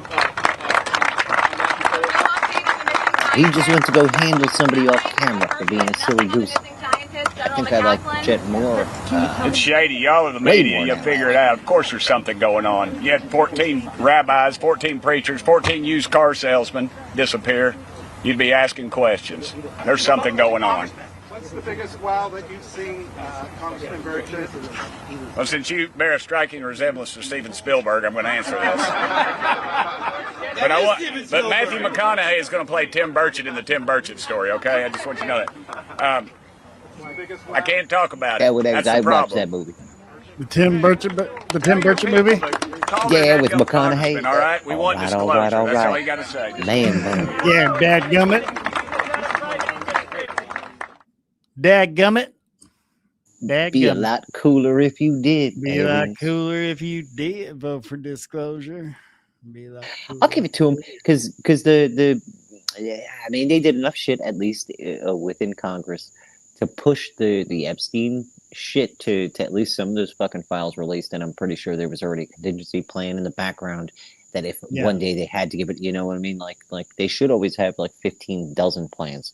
That's just what I assume the military should have anyway. But well, justice system, any government apparatus should have like 15 contingencies. We'll just leave it at that. But I don't know, just hearing what they did for that, and they actually moved some things around, and they some of them stepped like stood their ground on all this. I'm hoping they do the same with the UFO shit, and I hope more shit comes out. I'm going to be slightly hopeful, cautiously optimistic. Yeah, I wouldn't go that far, but yeah, kind of. I'm willing to say kind of like that. Gray Owl's getting into this whole nother thing, which has been gaining some traction lately, which is that, I mean, what is reality anymore? Oh, that was awesome. That was awesome what you did.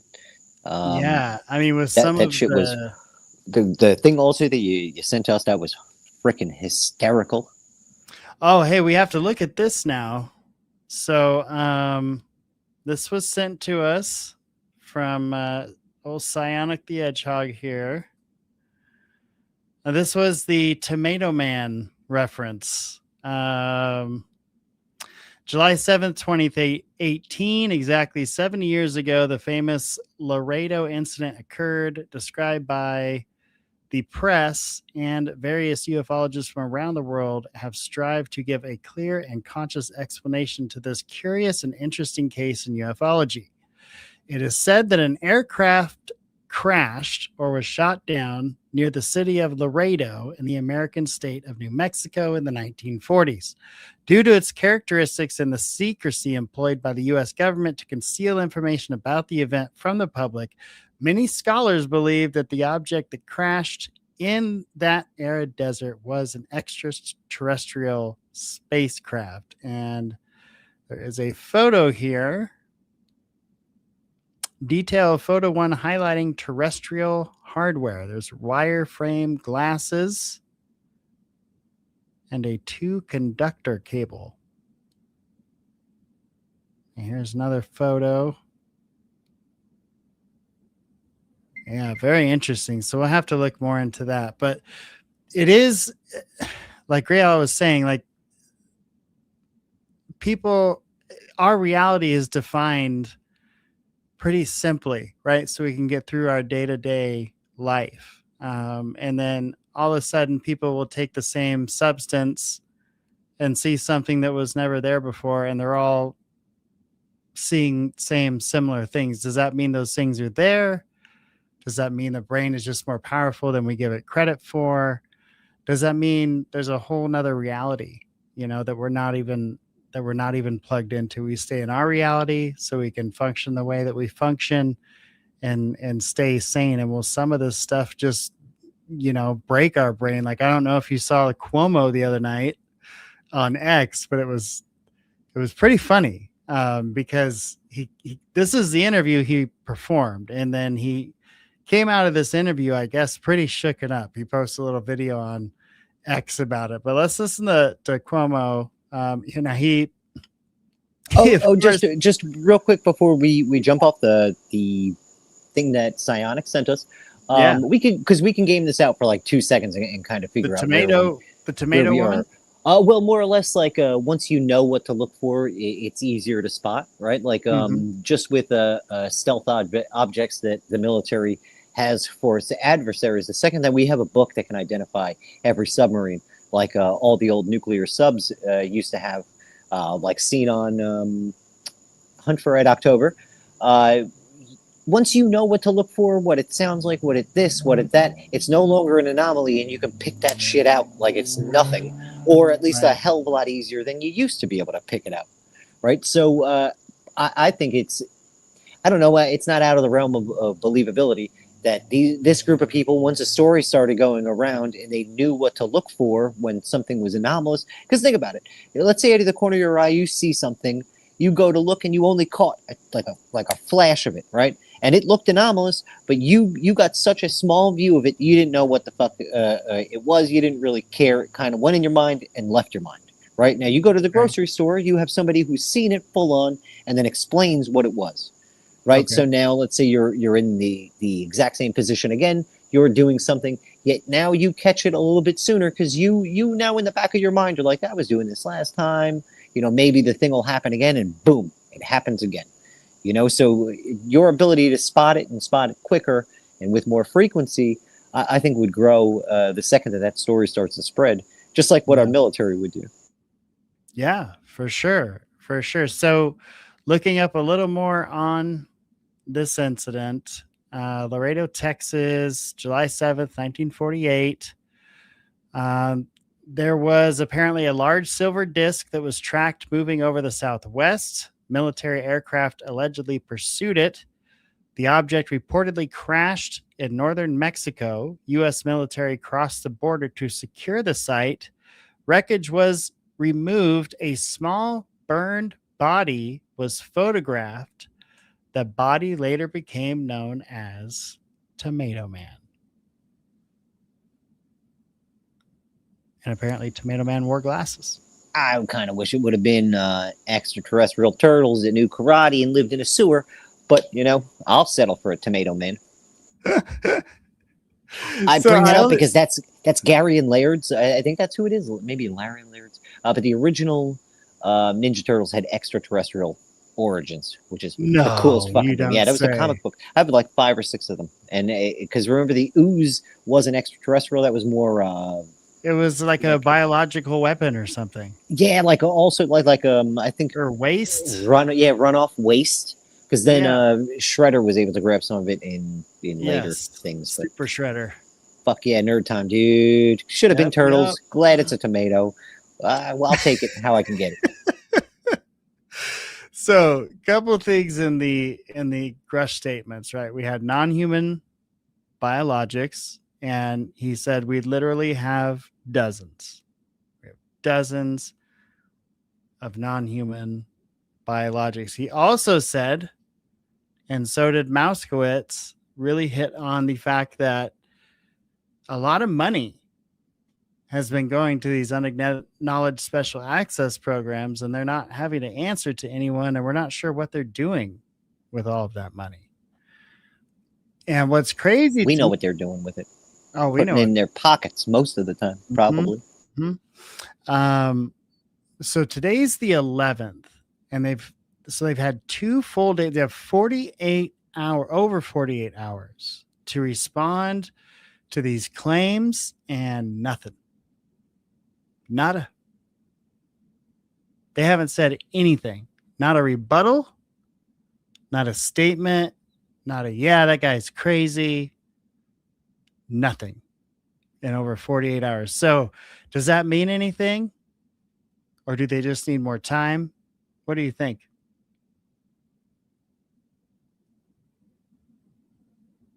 I don't know. I don't know. Maybe both. Maybe a bit of both. Well, this is their job. You know what I mean? They're PR for the Air Force. This would be red alert, right? All alarms going off. Everybody, battle stations. David Grusch is saying we have aliens in our unacknowledged special access programs. How do we counter this? It's been over 48 hours. Nothing. Not a peep. The first time they tried to tell us he was crazy, remember? Yeah. They will. Then they hit him with the autism. Then they hit him with the doxing, and then they hit him with just a bunch of shit. He's been hit with a bunch of stuff. Yeah, he's having a fight for his own retirement, and also very publicly, which usually you wouldn't think the military does stuff like that. I would think they try to go more closed doors and tribunal type thing. Yes. Okay. Before we get to Cuomo, because he's kind of a loudmouth, first we're going to get to these papers that David Grusch mentioned. Now, he said, look up this report. It's on the Australian archive, and check out these certain pages. So I have gathered these particular pages from the Australian archive that you can go find yourself.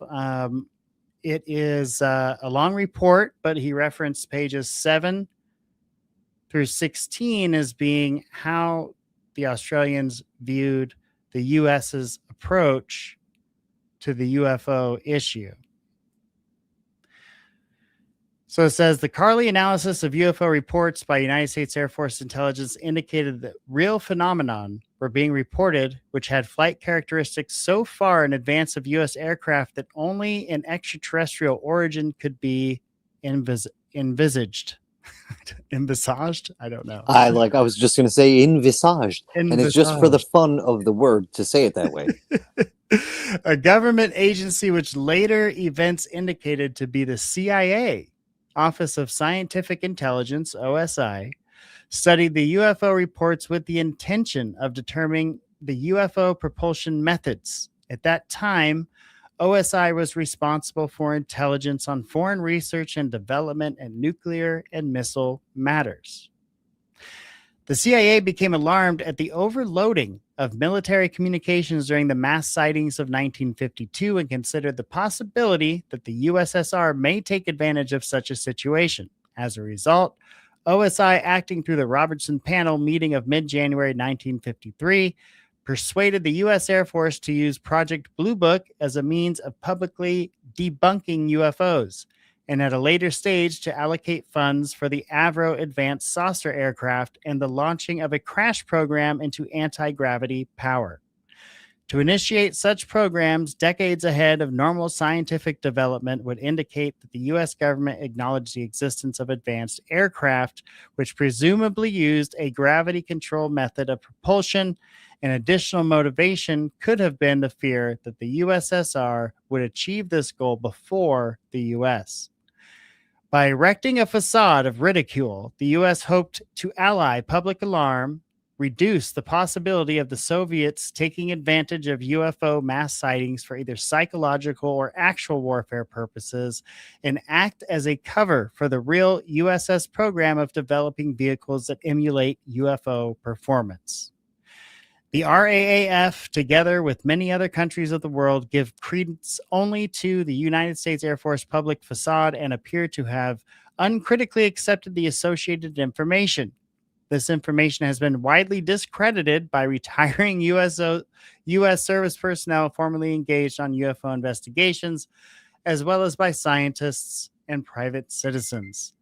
The conclusions of the Condon report conflict with its own contents and has been discredited by many reputable scientists, including the UFO scientists consultant to United States Air Force, in accordance with the recommendations of the Condon report. Project Blue Book was terminated, but presumably this would have little effect on the main program.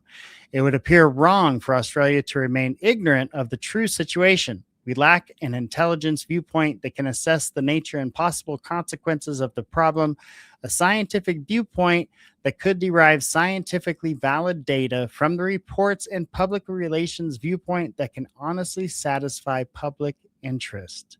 To overcome these deficiencies in the Australian investigation of UFOs, it would seem that a strongman case exists for the acceptance of the RAAF suggestion that another government department assume responsibility for the investigation and analysis of UFO reports.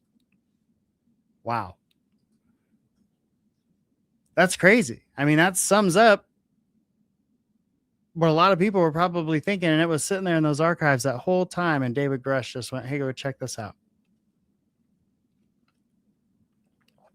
I wonder if he had any guiding hands to, because I know he came across some of that information on his own, but I wonder if there was anybody actually behind the scenes, like kind of like pushing it towards him, other than the ones who came, because he also said people came to him. Yeah. But I wonder if there was any clandestine good guys that were like hoping this got out. You know, that's Probably. like, that's what we could only hope for, but yeah, probably. Okay, so this one is titled U.S. Official Attitude to UFOs. Still in June of 1947, the Air Technical Intelligence Center, ATIC, near Dayton, Ohio, assumed a responsibility to investigate the initial reports of flying saucers.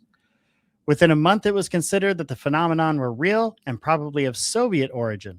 By the end of the year, when ATIC was officially authorized to investigate under the project codename of SIGN and with a high priority, most of the investigators were focused on an interplanetary rather than a Soviet origin. These opinions were crystallized into a written estimate that was sent to the Pentagon in September of 1948. When the interplanetary conclusions were rejected on the grounds of insufficient hard evidence, a reaction set in at ATIC against trying to unravel the UFO program. In February 1949, ATIC personnel on Project SIGN were replaced with new personnel to form Project Grudge. A definite attempt was made during 1949 to use Project Grudge to destroy any acceptance of UFOs. The motives for this are not clear. Possibly Air Force embarrassment at being incapable of controlling the situation, and or a fear of national panic prompted U.S. Air Force to try and remove the problem by denying its existence. Another possible motive may have been to provide a breathing space for another investigative agency to reach some conclusions. The agency had been assisting ATIC through 1948 and, contrary to official U.S. Air Force policy, was maintaining a high level of interest during 1949. This governmental agency was not the FBI and had rocket, nuclear, and intelligence experts. Their purpose was to study UFO reports in an effort to gather design data on interplanetary spaceships. In the light of later developments, this agency almost certainly is the CIA. Project Grudge failed to eliminate the UFO program. UFO reports on 1949 actually exceeded the number in 1948, and several people who had gained access to earlier official reports were able to contradict the United States Air Force. Journalists generally felt the Grudge reporting represented a cover to a more serious knowledge. Eventually, United States Air Force intelligence decided that a fresh approach to the problem was necessary. Between September 1951 and the establishment of Project Blue Book in March 1952, UFO investigation regained adequate financial and administrative support to once again analyze the collected data. Project Blue Book was able to process the data from 3,200 reports into a form suitable for their consultants to be able to use IBM card sorting machines. Wow, ahead of their time. IBM card sorting machines. Let's see here. Well, those were, I think, like the earliest versions of that were like World War II Nazi 50s? Germany.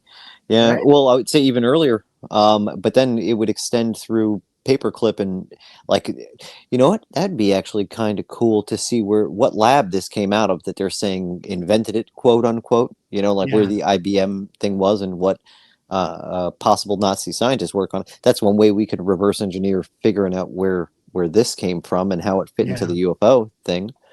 Well, we know there were some of these, like if you go on the UAP archive site, some of the collections are in boxes, like at libraries. Some of them contain cassettes. I wonder if some of these older ones can contain any of this hardware / software that this stuff would have been kept on. Interesting. I forgot who I talked to about this in New Mexico, because for some reason that's where a lot of this shit is housed.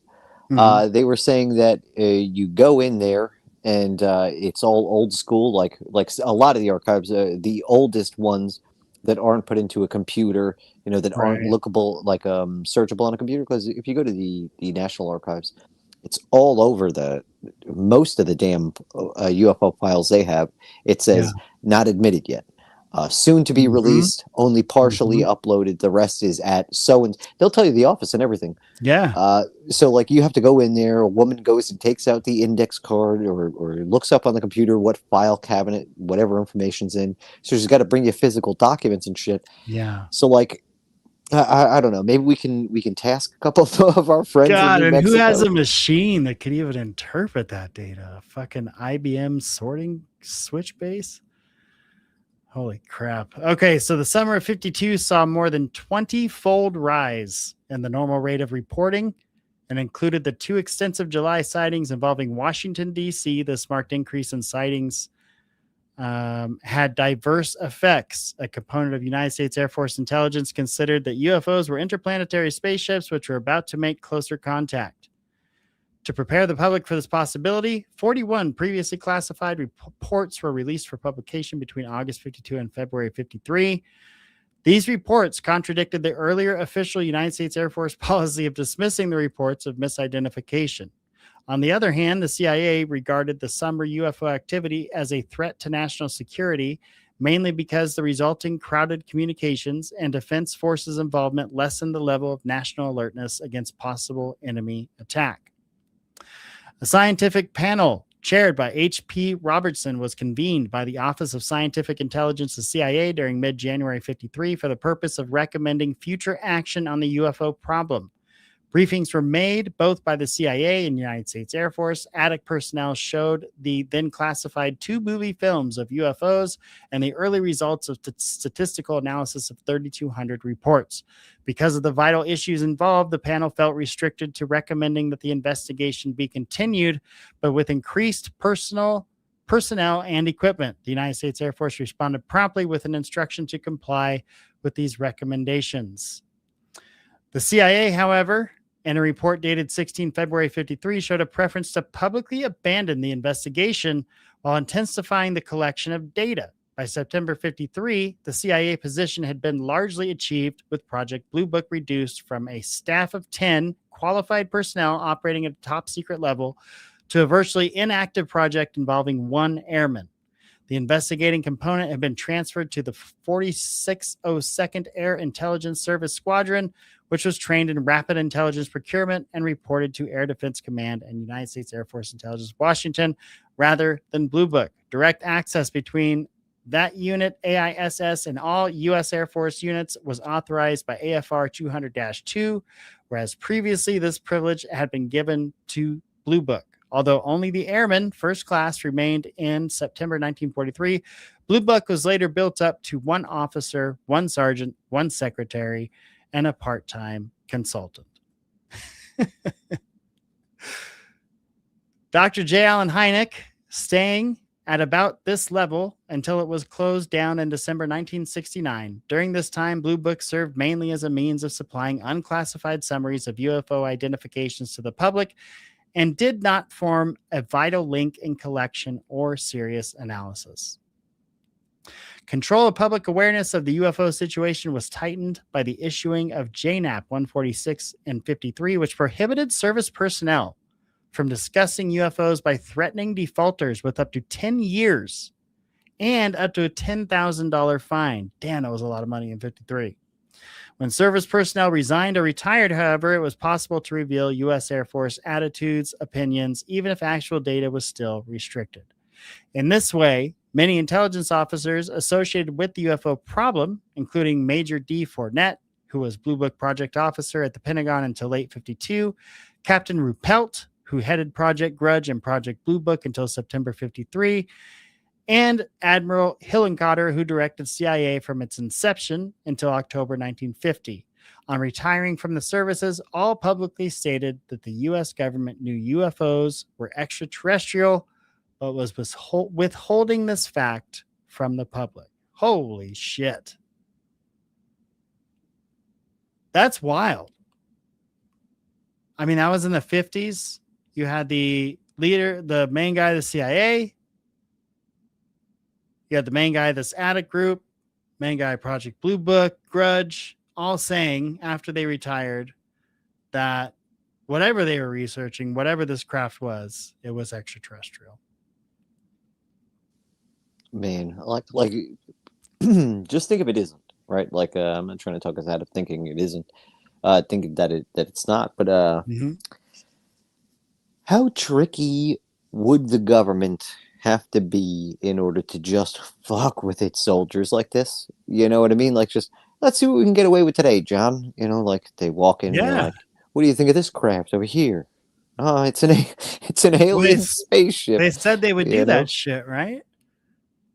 I don't know. Yeah, and maybe, but I mean, what was the Mark McCandlish thing that was talked about with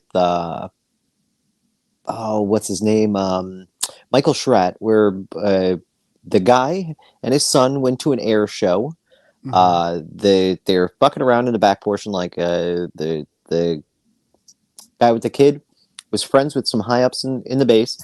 Got a couple of like walk arounds behind the scenes. Got to see some stuff most people don't. And then when his dad was talking to like another soldier or whatever, a man came out of a door where the kid kind of like peered behind the door and saw what looked like a spacecraft. Then the door closed. The guy gave the kid a soda pop after asking his pop if he can have one. He's like, "Hey, you mind if I just show you kids some shit?" And the guy was like, "Yeah, sure." And then he brought the kid past the little doorway, not too far in, but was able to show him what looked like a giant flying saucer type spacecraft. Wow. You know, and this is also from like I tend to take pilots a little bit more seriously because of the amount of work that they have to do in order to get the flying hours, in order to get the know-how to do all that shit. Yeah, and like, so when they come in, they also have military affiliation, and they're not like known to fuck around at all. I'll believe them a little bit, and this is kind of a believable story. Michael Schratt has a ton of sketches and drawings to go along with it. He gives a way better retelling of that story than I did, so I suggest people go check it out. But I mean, we get stories like that shit all the damn time. That because there was actually another one too, where I forget if it was John Lear, but this is another story recounted by Michael Schratt, where one guy was supposed to go, couldn't go, gave his ticket to a friend of his. His friend goes. He gets so he's supposed to hold up the like the ruse of him supposed to be there, and not just like, hey, here, go for me as a friend, because there was military shit that he probably shouldn't have seen. And while he's being walked around, I think they come upon a triangle craft that's new that they were talking about maybe not selling to the commercial market, being something sold militarily through the military industrial complex. Right. So, I mean, that's another one. We can stop there, but I mean, like, there's dozens of them fucking stories. Dude, there's so many. I'm going to take a voice break, refill my drink, but stay tuned because this report gets into U.S. government studying anti-gravity, and I think that's really interesting. So before we get there, though, I'm going to take a slight break. We're going to now look at Cuomo's face. Oh, now look at that losing punum. it, man. You know Look you're in trouble. at that punum. Oh, you know you're man. in trouble when you're turning to Lou Elizondo for advice. You know you're in trouble, and that's the first thing he does, ladies and gentlemen. Stay tuned. I'll be right back. Let's ask former Pentagon UFO investigator and whistleblower Lou Elizondo and News Nation special correspondent and investigative journalist Ross Coulthard. Lou, do I have it wrong? Or is Grusch saying it's not just about technology? It's about organic extraterrestrial beings that the U.S. government is aware of. Yeah, Chris, thanks for having me. I think what you are witnessing before our very eyes is the disintegration of perhaps the greatest cover-up in American history. He has testified before, for the record, David Grusch, about the existence of non-human intelligence. I had the honor and privilege to work and serve with David Grusch when we were both working at U.S. Space Force. And I can tell you what he had access to was very legitimate. But this is a big national, I think, a national conversation that's now just finally, I think, resonating with the American people. And they're waking up to the fact that, hey, you know what? The government's been lying to us. Ross, Tim Burchett comes up and says what I always say. Don't hit me with a tinfoil hat. I'm not talking about Martians. I want to know what they're doing with our money and our thing. He says that. This guy comes up right after him and says, yeah, it is about little green men. They do have information about it. That's it. That is the biggest piece of information, if it's true, that I have ever heard in my entire life. Well, g'day, Chris. I can tell you, having just come from a viewing of Steven Spielberg's fictional telling of Disclosure Day, it's quite something to see Dave Grusch talking about biologics, about beings, about different types of sentient, advanced, intelligent beings on the steps of the Capitol. And you're right, this is the next stage, the fact that we do know that the United States government is working with retrieved technology and beings. They do have retrieved biologics. That's from Dave Grusch on the record, under oath, before Congress. And he went so much further today. The thing that most worried me, and I'm sure Lou would agree, is the big revelation from Dave today was about foreign adversary intelligence. The fact that it's probably the Chinese, I suspect, are spying on our retrieval and reverse engineering programs. And Dave said he was apprised of signals intelligence information about foreign adversary UAP crash retrieval, exploitation and study efforts. So we're in a weird position where the Chinese or the Russians probably know more than the American public and most of the military and intelligence community and the president then frankly should be the case. It's appalling. I totally get it, and I agree with you.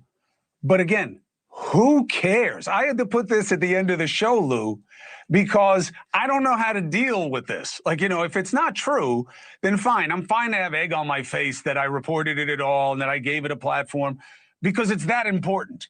And I'm looking forward to how they say it's not true. But Lou, if it is true, okay, I don't care that the Chinese are spying on us. That's what they do. We spy on them. We all do terrible things, and there's lots of technology. If there is life off of this planet, that is the biggest headline of our lifetime. And that phrase that he just used, plasmoid, whatever, what is he talking about, Lou? Yeah, he's referring to what some have speculated regarding orbs that have been viewed really since the 1940s during the Orbs.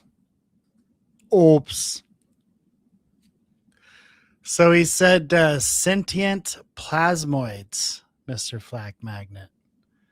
Does it mean ghosts? Is that what that means? I fucking think so. That's what I'm going to tell all my friends and my mom.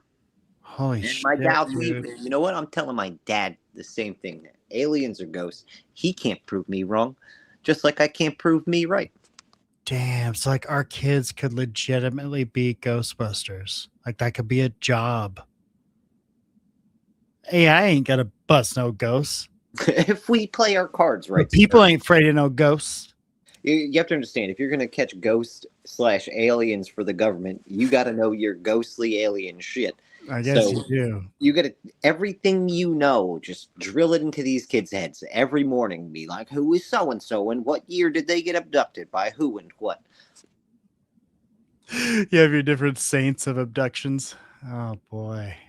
Okay. Oh, geez. Well, thank God Elizondo's here to straighten us out. During the Foo Fighter incidents, and then later over New Mexico skies, over controlled military airspace. And it seems that, at least in some cases, some of these orbs seem to have some sort of intelligence connected with them. And so rather than just being like, let's say, a probe or a drone, these things have been reported to almost behave and react in some cases as if there was ascribed to it some sort of I can say, but life form. I got you. I was a more nuts and bolts guy when I was in the program. My focus was more on actual the physical craft. Yeah. But it has been speculated based upon observations that some of Lou, these let's all agree on this. I got to go to break. Mr. President, you better clear this up. Avi Loeb, astrophysicist and Harvard professor, and one of the leading voices in this world on the scientific search for extraterrestrial life, and Jordan Flowers, the executive director of the Disclosure Foundation, an organization advocating for greater government transparency on UAPs. Avi, I'll start with you. You believe Grusch? Because my understanding is he doesn't have like firsthand knowledge of this, like he didn't see it himself. Well, thanks for having us. I haven't seen the evidence. It's all about the evidence. And it's possible that there is a retrieval and reverse engineering program within government. Wait. Did Avi Loeb just said, well, I haven't seen all the evidence. So well, let's slow down. We haven't seen all the evidence. The guy that told us that a rock was an alien ship a few months ago. Oh, it's a pretty big fucking rock, though. That guy? You have to admit it was a big rock. It was a big rock. And huge. It was the best rock. Recreation made it look like a turd. All right. You know massive what? turd. Okay, you just took all the credibility out of my big rock argument, and I don't like it. Have you ever had one of those turds that changes your perception on reality? Oh, yep. Where it's more of wishing upon death, like after an extremely spicy taco meal, where I feel like I'm dying, yet also on fire from the rear end up. Yes. Those have me contemplating reality, have me contemplating you're ready to embrace death at that point, right? Yep. Crazy. All right, so the guy that told us a rock is a flying alien ship ready to attack us tells us we need to slow down and wait for the evidence.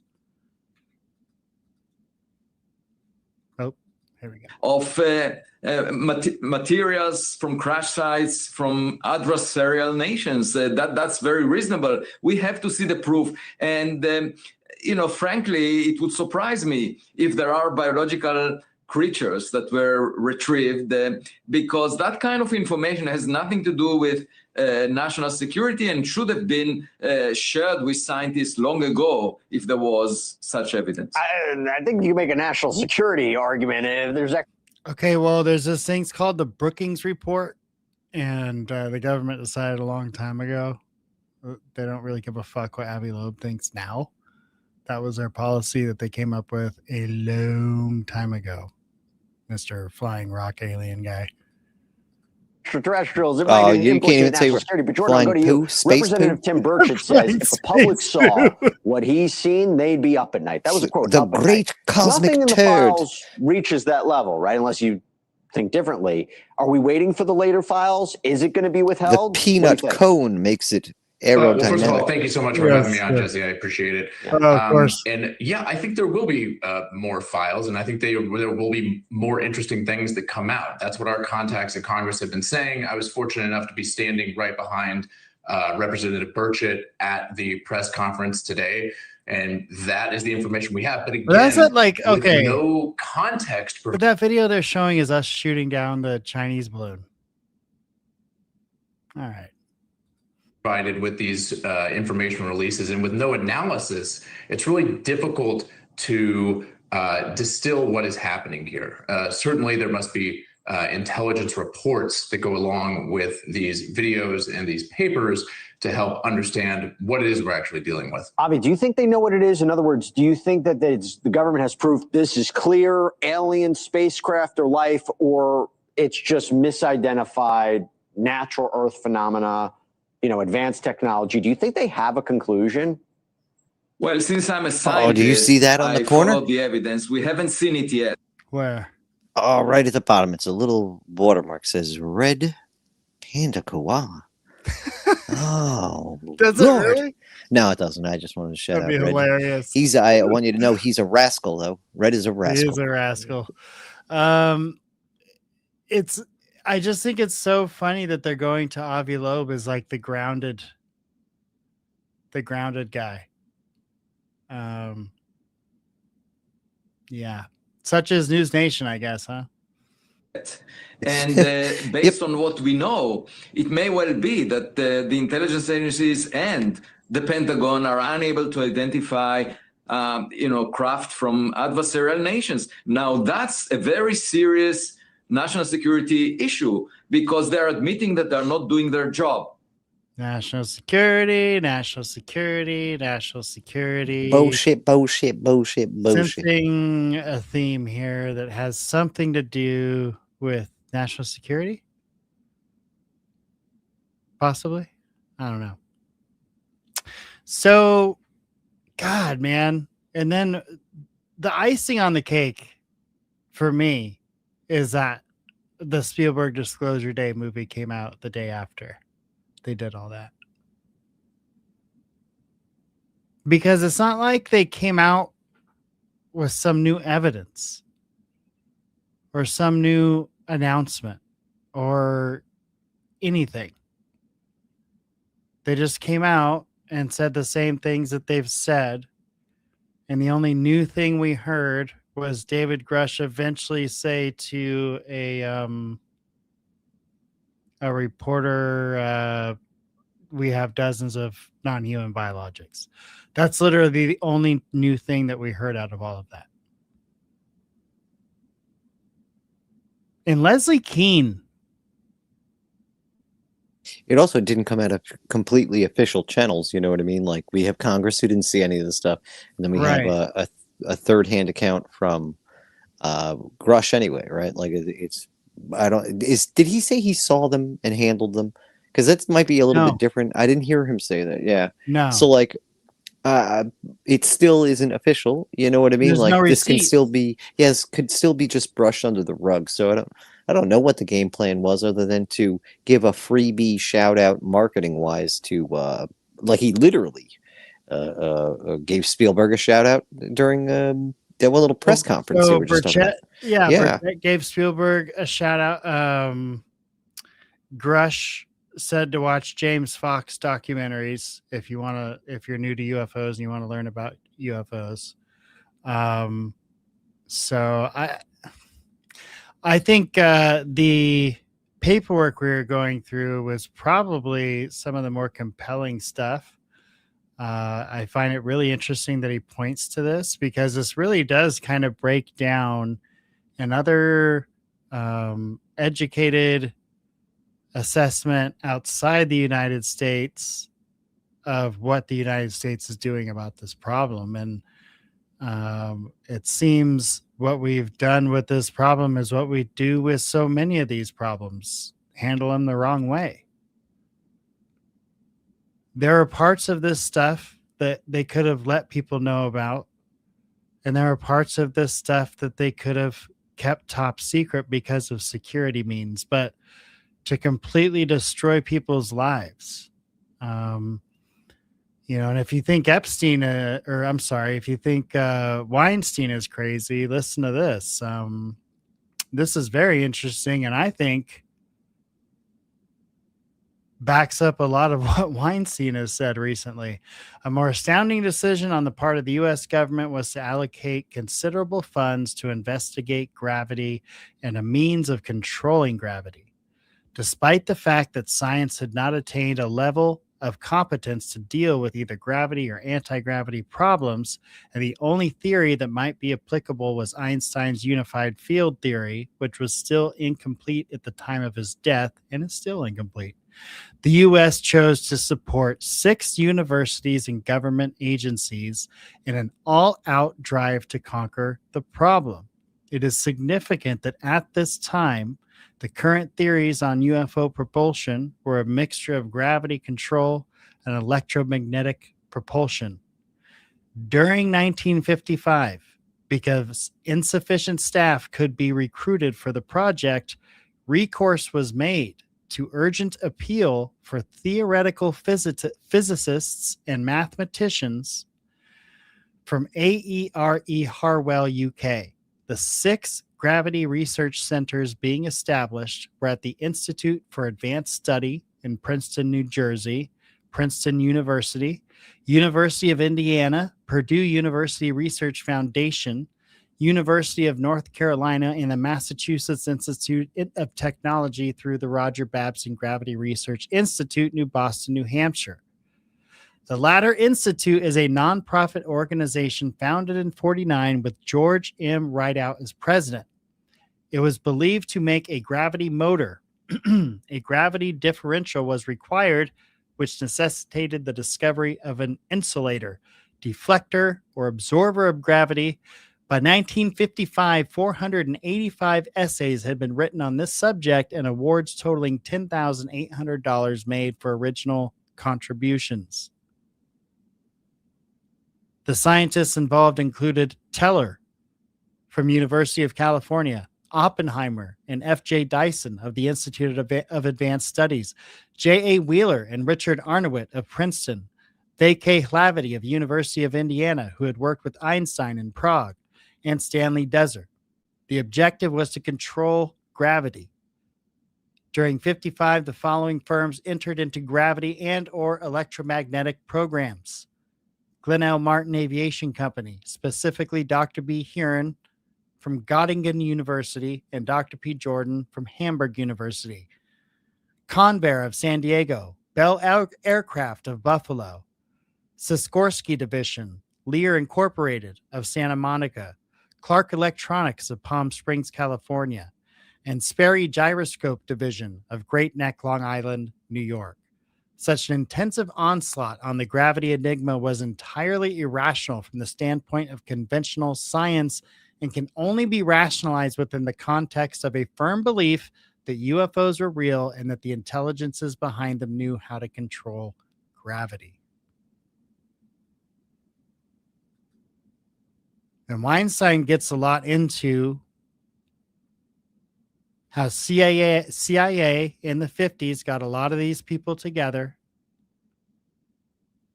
and then they all kind of disappeared, and then we never heard about gravity research again. Yeah, that's wild. Yeah, I don't have a 40, but I'd tip it out at least a couple. These missing scientists, the forgotten ones. Yeah, and you can find it. He talks about it, not this most recent Rogan podcast he did. I think it was 1 or 2 visits ago. He tells a very in-depth story. And if you're into the long format stuff like I am, I highly encourage you to go listen to it while you're working one day, because it's a very interesting tale where you see these 2 powerful guys. They kind of come out of nowhere. Clearly, they're funded by the CIA. They get all these scientists that are into anti-gravity. We're hearing about the different commercialization, private industry corporations they would get them into, and then you would never hear from them again. And then in the 80s, we had this whole Marconi thing. All those scientists working on the Star Wars program, contracted under Marconi, all gone and dead. And now we have these scientists in a similar field today, gone and dead. Wake up, folks. This is history repeating itself. buck the fucking trend. The drive to harness this power before the USSR could do so would be a strong incentive for the U.S. government to fully support an anti-gravity program. By 1966, 46 separate projects of this nature were being financially supported, 33 of which were under the supervision of the U.S. Air Force. Although details of most of these projects have been kept classified, it would appear that generally they have not been successful. Work on gravitational waves by Jay Weber and his associates under U.S. Air Force Cambridge Research Lab jurisdiction has been reported fairly extensively since 1966. During August of 1965, Project Blue Book received 262 reports, which is about 6 times the average number for a month, and was twice any previous month since November 1957.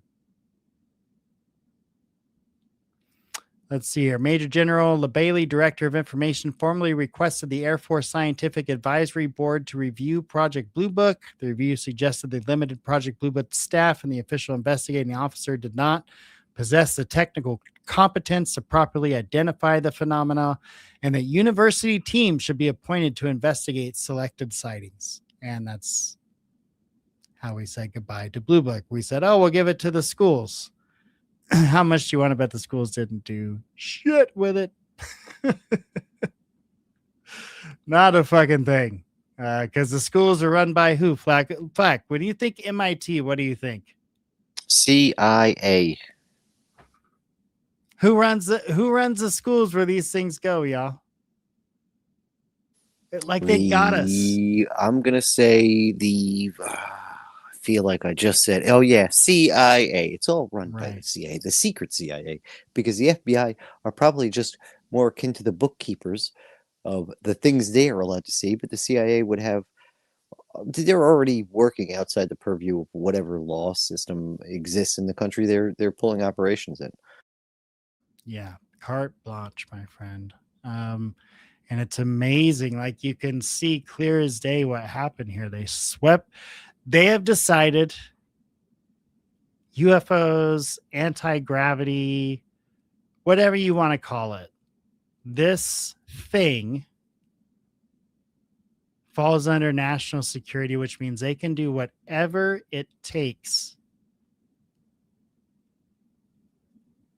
to hide it from you, to hide it from the population, up to and including getting rid of people, and probably much worse. Like, if we believe half the stories we hear about them taking people for their abilities, it's unnerving. You know, what if that's part of the technology? Oh, we can get anti-gravitics to work, but it requires this person that can operate in this special kind of way. And we kind of have to make their life a living hell to get them to be able to do that. It's about as dark as it gets. Lord help us if that's where we're at. Do you think that's where a modern day biologic research goes as well? Like with certain pathogens and things that like I don't know, could be considered like bioweapons. That would be still pretty closely tied with the CIA. Oh yeah, I would imagine it'd be maybe within a military industrial complex, perhaps, because it could be weaponized. But like that would, I feel like that would have too many threads that would be easy to follow. You know, like I feel like the that's the only reason why we didn't really get too much from the pangolin and shit like the biolabs from the COVID stuff was because it was well hidden behind possible CIA fronts, you know. Yeah, what's crazy now about that is we're hearing Fauci may possibly getting implicated in some of this stuff, trying to advance this gain of function research. He might be responsible for the whole goddamn thing. Yeah, it's not like I've been thinking about this for any longer than you just said something that like clicked right now. To where, like, this is something I should have probably thought of when I first heard of Fauci and the shit that he was doing with the biologic research. But, like, it kind of sort of really makes sense. Because maybe not him then, but that type of person now would get pulled in. Let's say they just got these biologics fucking 2 weeks ago. It's just good to see a operating procedure for a plan that would play out many times over. Yeah. Jesus, dude.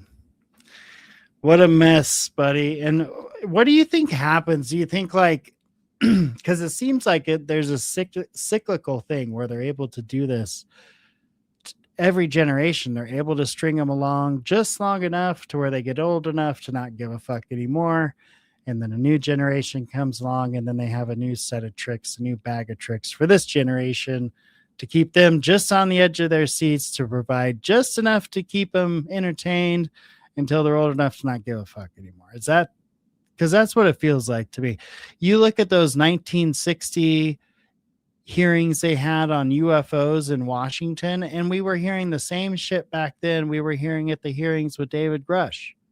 Isn't that different? What's the statute of limitations, though, on some of these crimes that these people are fucking worried about? Because it would have to be something like murder, something that has no time limit on it.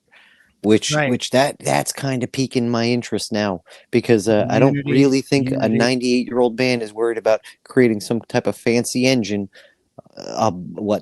60, 70 years ago. Right. What are you so concerned that you need immunity for? If you thought you were doing what the country wanted you to do in the best interests of the country, what the fuck do you need immunity for? I'm taking MK Ultra style tests, right? Where it's unwitting subjects being put in extremely dangerous situations, and then having scientists behind glass, behind whatever safety measures, taking down notes. You know what I mean? Like just hearing some of the accounts of people who worked on certain, I guess, like top secret projects on things they were willing to speak on. They were put in direct line of radars. This is one of the things Eric Hecker said. He was put in the danger zone, so to speak, because like it takes a certain amount of time for power to leave those things and microwaves to dissipate within those giant radomes. He was told to go in. I believe it was like within 2 minutes after the thing was shut down. Clearly, not enough time for all that to dissipate. And what he said was they were forced to do it that way because the downtime and then the re-up time would be too great if they took any longer than that. So they didn't want to waste money. So I just wonder, like, how much of this is that, right? Because that would be a murder in a way. Someone is on paper saying for this person to go do that, causes dire injuries. And then that paperwork is now lingering in a fucking file cabinet somewhere, perhaps. Unreal. I mean, I cannot, as much as these people say it, as much as I hear Joe Rogan say it, and I have a great deal of respect for Joe Rogan, as much as I hear all these other people say it, I just cannot jump on the immunity bandwagon. I can't do it. I don't feel okay about it. I feel like, for just like you're saying, like, okay, why do you want immunity so bad? And second, like, could you imagine giving someone a free pass for like one of the most horrific crimes you could possibly imagine? I could imagine it, and we saw it with Epstein, right? And what did it prove? It proves that type of immunity doesn't fix the problem ever. Right. He went right back to his old dirty ways almost immediately. I mean, he had celebrities and people like Prince Andrew. And now this is the funny thing, right? So Leslie Groff likes to say, like, oh, I didn't know what he was up to. But she planned his party for his release when he got out in 2014. She scheduled his massages. Yeah. Oh, come on. But I mean, like I'll bring up the chart again. Don't make me do it, y'all. But the fucking hilarious part is, like, I didn't know that he did all these crimes. It was like, wait a minute, his jail release party. What did he tell you? He went to jail for parking tickets? No, you Right. obviously would have known what he went to jail for was prostitution, or I shouldn't even say that because it was if you of a lived in minor. Florida, you knew. You knew. If you lived anywhere in Florida, you could live in the backwoods of Florida, you knew what this man had done. If you lived in New York City, you knew, right? Like there's just certain places where you fucking know what this guy did because of the social circles. She 100% knew, and she 100% scheduled massages with underage girls, and she was 100% part of the modeling pipeline we've discussed many times, where they would separate these women and isolate them and do all kinds of terrible things. And I'm not willing to give immunity to that, and I'm not willing to give immunity to a group of people that kidnaps people from third world countries and brainwashes them so they can use them as some kind of a blank pilot canvas. I don't know. Whatever the hell we're going to eventually figure out is going on with these folks. Because I've heard some crazy shit. Yep. And now this is the thing, right? Like, let's say they're not even afraid of the craziest shit we've heard, because they've done far worse, is what I'm thinking. Dude, yeah. Especially if like they are avoiding that end of things like the plague. Right now, you know what? This would be the because I'm assuming we don't really have a choice if they're going to get immunity or not, right? But like if they're going to get immunity, if the immunity immediately comes with release of all crime knowledge, of all the tech-based stuff, of all the biologics, of everything, like you get an overwhelming sweep. We get the overwhelming sweep as well, where you don't get to now fucking lie to us again for another 60, 70, 80 years. Like, we want fucking everything. And I'm only saying this because I'm assuming that we as plebs don't have a choice. Now, what if this is the acceptable U.S. propaganda that we're experiencing right now? Because remember, they decided that it's okay to propagandize our own citizens now when Obama was president. Oh, yeah. What was it? The Smith-Mundt Act. Smith-Mundt Act, yeah. So is that what's going on here? I think at least a healthy portion of it is going to be that, because they're not, like, this is the thing, right? They really started giving us this stuff without any narratives. When have they ever done that with anything? Never. Right. Not until this time. And I think it was because they really wanted to see how they could play their cards. He hit us with the amount of times that website was visited, right? Like the file release website, the DOJ, or not DOJ, Department of Defense. He said 2 billion, why does he give a shit about those metrics? He's a whistleblower. He shouldn't care about the fanfare. He should care about the information getting out and be happy with that. They're bordering on like celebrity fanfare status. And I like Grusch. I think he's more genuine than a lot of the people we've seen, but still, like I'm not willing to ignore something that makes my stomach fucking get a weird, icky feeling, like that gut instinct that fucking hits where you're like, nope, something's not right here. We have to be real, right? Otherwise, like we can't lie to ourselves and lie to other people, because then we're just becoming a part of this ridiculous game everyone's playing. Like, there is a huge part of me when I heard, wait, David Grusch did what? Hold on. I remember like looking at what's the date today? He did that yesterday, was the 9th. When did that Disclosure Day movie come out? The next day? Yeah. It was the very next day after that. Oh, the very next day. But I know people were going to see early previews of the fucking thing, so I'm not exactly sure when it actually fucking came out. Was it yesterday or today? Pretty sure it was the very next day, and I'm pretty sure David Grusch was a consultant on that film, and I don't think consultants go unpaid. Maybe they do, but I don't think so.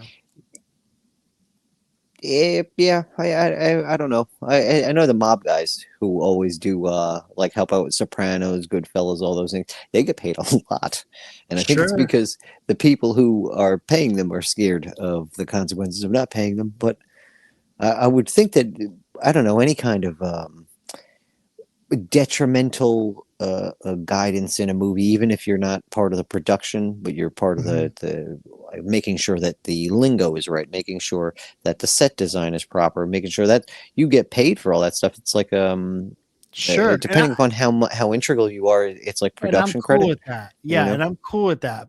But my problem comes in is what you did on the 9th, was that because you want disclosure, or is that because you want people to go see the movie Disclosure? It's a fair ass question, but like I also, if he's part of the government, and this is like, I wouldn't take that paycheck if I were him. You know what I mean? Like, he's taking it. Mm, They're fucking with his retirement, dude. yeah. I can Yeah, see why he's you taking also it. want it. All I don't these know, guys are man. taking the money. These They're guys all are also taking it. human, assuming they're not reptilians. You know, Absolutely. But and I don't have a problem with them taking it. It's are you being honest? And are you manipulating people that just want to know the truth so you can make a dime? That's the problem I have. Like, because you could probably make the same amount of money just getting a regular job and not ruin people's lives. Just my 2 cents. Yeah, I think that's safe to assume. Yep. Yeah, I don't think any of these guys are that should millionaires. be everyone's job, but I agree with you. Yeah, I don't think any of these guys are making millions. I just don't think that's the case. I think maybe a comfortable living for a Tim Gallaudet or a Jeremy Corbell right now is maybe 6 figures a year. Maybe you can get a job doing that and not have to ruin people. So yep, I agree. I don't know. It's crazy. Man, and I want to think the best. Like when I started this podcast, like there was a time 5, 6, 7 years ago where I was fucking rooting for these guys. I was rooting for Tom DeLonge, dude. I was sitting there. Tom DeLonge's going to take us to the fucking promised land. In 10 years, we're going to be riding anti-gravitic motorbikes and blaring Blink-182 at the same time, right? No. Well, let's give him a little bit of credit because he didn't lie to us when he was like, true. I'm talking to official people in the government and in the military. True. One, and two. He's very honest about it. We're seeing who he was talking to when it was the likes of Podesta and some other really strange, creepy individuals, right? To where like, if any of the conspiracies are right about Podesta and his brother and the Pizzagate thing, right? Like if any of those things are real, what the fuck does that fare for the UFO topic? Well, don't you find it strange that a guy, it's not like he wasn't well read on the topic. You know what I mean? Like he knew what was what. He knew who was who. He knew all the conspiracies. He knew everything. And he still went and got with these guys that anyone else would consider insane. Like, why are you calling General Sir? Like, you're not in the military. Fuck these guys.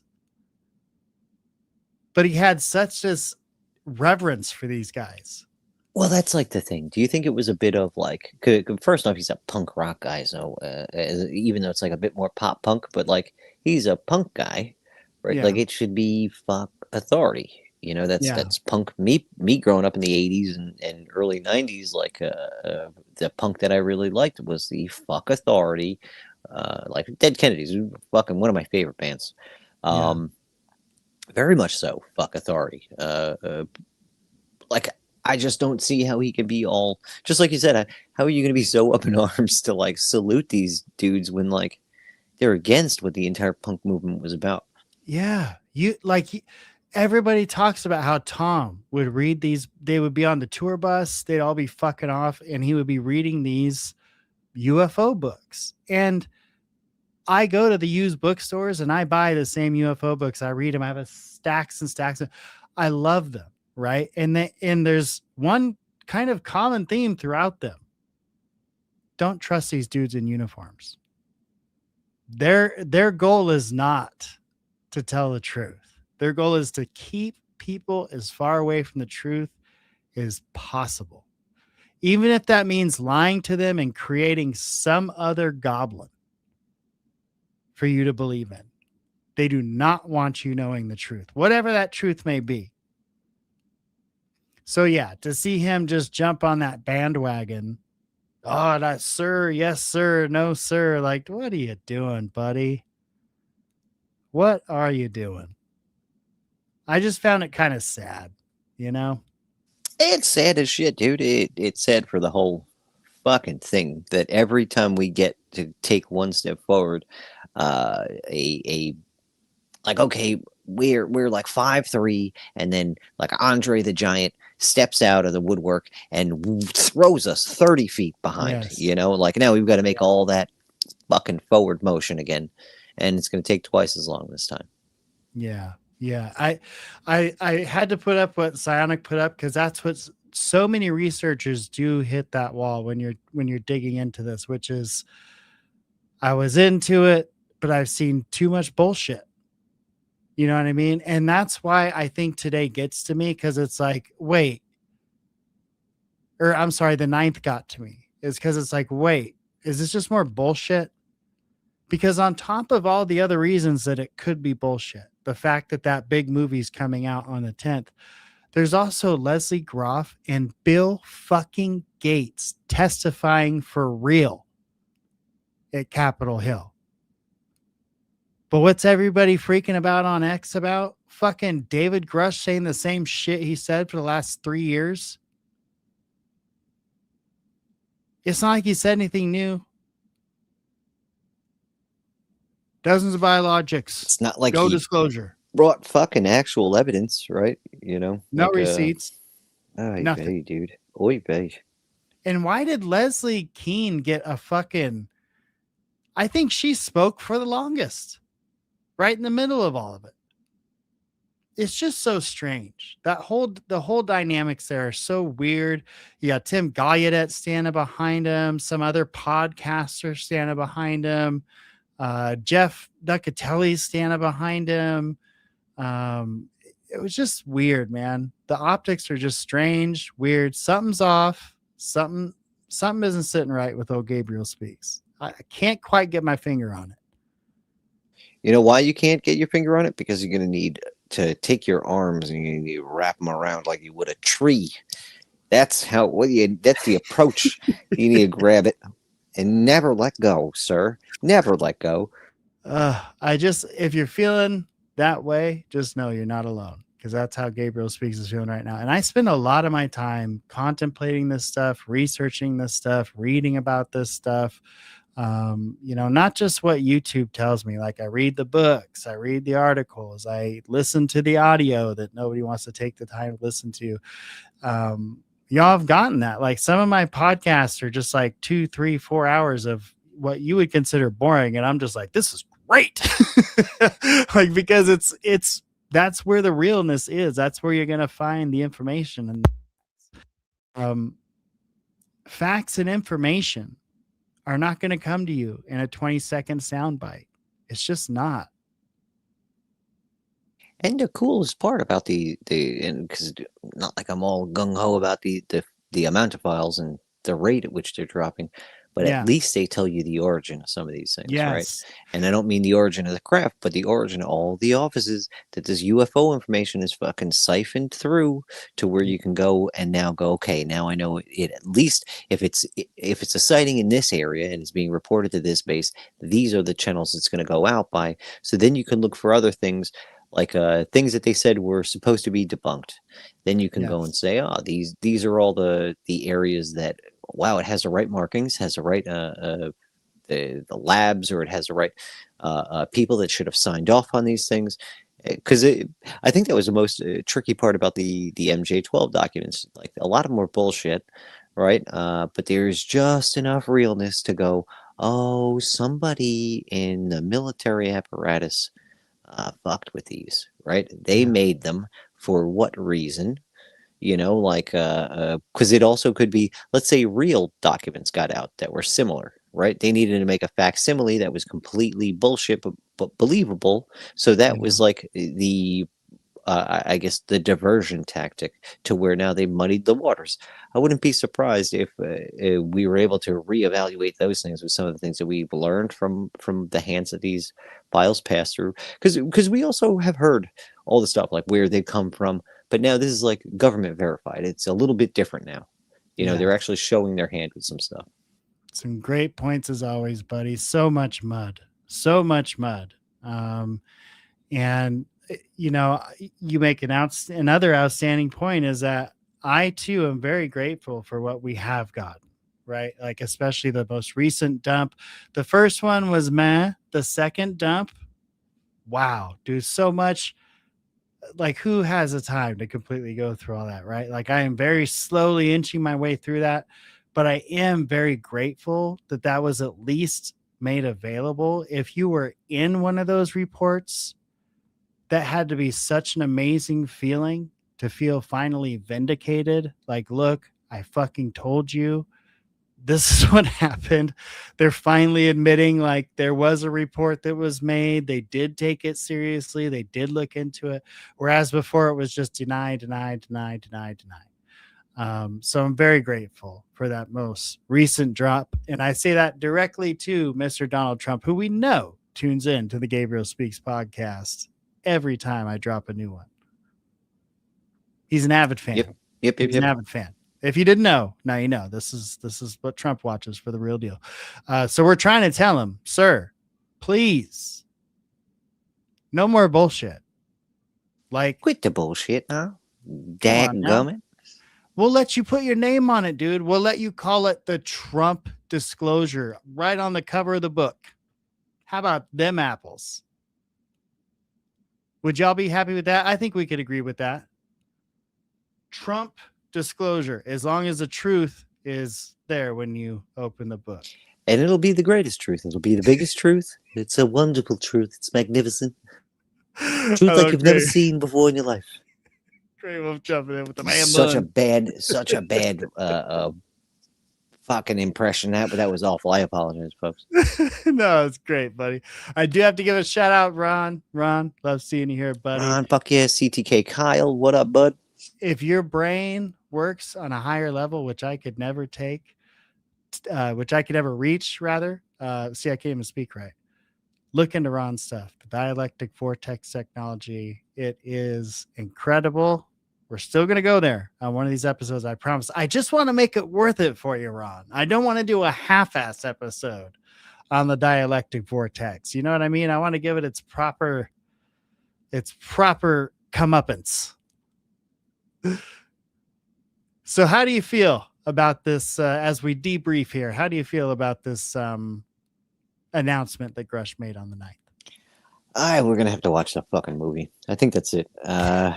We talked about it long enough. I've been now brainwashed myself. I got to go see Disclosure Day. That's where the disclosure is. Clearly, it's with Steven Spielberg, everybody. Surprisingly, from what I've read, it's not getting that great of reviews. I was really excited to go see it. And now I hear it's maybe not that great. So Red Panda, I don't know. Koala Bear. That boy has made a documentary. Okay. Now this documentary is about Steven Spielberg's love for aliens. Since he first started his film career, I suggest everyone go watch it. Sure. I'm going to try and say this without any spoilers, but like, I think what that did for me anyway was kind of like remove the illusion that he was affiliated or got any kind of cool shit from the government, right? Like, I think with Close Encounters, we were all kind of like, oh man, he knows some shit. He knows someone, yeah. Right, but I don't think so. I think he's just a nerd, like all of us. He knew Jacques Vallée. Hell of a fucking compliment. He knew Jacques Vallée, who filled him with all the delightful stories that made that movie the fucking awesomeness that it was, right? But like, he's kind of just one of us, you know. He's been fascinated with this topic. He saw a way to capitalize off it with all the shit that's going on recently, and like, I don't exactly blame him. Especially, like, I'm not going to hate on the man if he has no government affiliation, and there, like, if it turns out there's absolutely no ties between him and any special access programs that he got to see because he's making some fancy movies, he gets no hate from me. He gets all love because at least he did enough that it's making enough of us look at it and go, ooh, that's cool. Somebody knows their shit. So like this point, is, buddy. if it's a passion project for them, friggin' awesome. I absolutely love it. If this is like some kind of shoehorned government bullshit, which I think it might be, I'm gonna dislike it a bit fucking more because it's a little bit more nefarious. He also knocked it out of the park with Close Encounters. Like I've only seen that later on in my life, but it has become a very high up there. And Taken was a fucking amazing series, right? That also covered the early Roswell crash and all that. Yeah, like just so goddamn good, dude. So like to find out that maybe it is just him being a fantastic researcher in his own right, and also a documentarian and filmmaker, in his own right. Maybe this is great. Maybe this is great in that thing. We just look at it as pop culture from somebody who likes it as much as we do, or it's nefarious. And I did hear some shit about binaural beats, which, if you know anything about the GATE program, anything about any of that stuff, binaural beats, binaural, venereal beats, binaural. Okay, right. So it's like a hemisync technology. You're not gonna play him on me, are you? Oh, definitely not. I'll brainwash myself, I think, at the same frequency. But like there's supposed to be some weird audio shit with the music in that movie. You know what I mean? Wacky bass tones that are hitting at a certain frequency. Yeah, so like I think that's a really cool angle. No, this one, the new movie. And this most recent one, this because even Sarah Beth, friend of the show, she went to go see the movie today. She's gonna come on one day soon, yes. Oh heck yeah, we gotta pester her about the film. But yeah, so she went and she said she's bringing a pair of not headphones, but like earplugs, because she's like, if the music starts fucking with me, she's like, I'm just gonna pop them suckers in, and it'll cut half of the sound out. So now, have you talked to anybody that's seen it yet? Oh, I've talked to loads, and they won't tell me what happened in it because I tell them not to. So. Do they like it or not like it? We're getting it's all right. It's all right. It's all right. That's what I hear a lot Strader, of. Okay. Strader, John Strader, awesome friend of the show. He's seen the fucking movie and he absolutely loved it. And I loved because he did all of Taken. He reviewed every single episode of it. I think because I was in there most of them. I thought you were in some of them. Yeah. It should still be on his page. I might have been, yeah.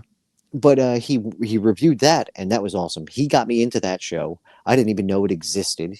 We watched it. We gave synopses on it. He did a ton of great research with that damn thing, and like he loved this. So I'm gonna take that as there might be some redeemable value to this thing, if only pop culture wise. Yeah. I think what Psionic is saying is that basically kind of same thing you were saying was that Spielberg may have been kind of just like a useful idiot in a way.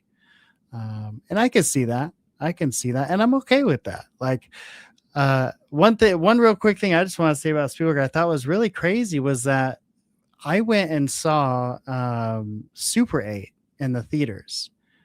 And I thought for sure this movie would be packed. And I went in there and there was like 4 other people in the theater. And watching it is classic Spielberg. You got that old Americana, type feel to it. Movie. The explosions. Yeah, you got Space Alien, you got thriller, you got mystery, all the classics that make Spielberg good. And just not a lot of people enjoyed it.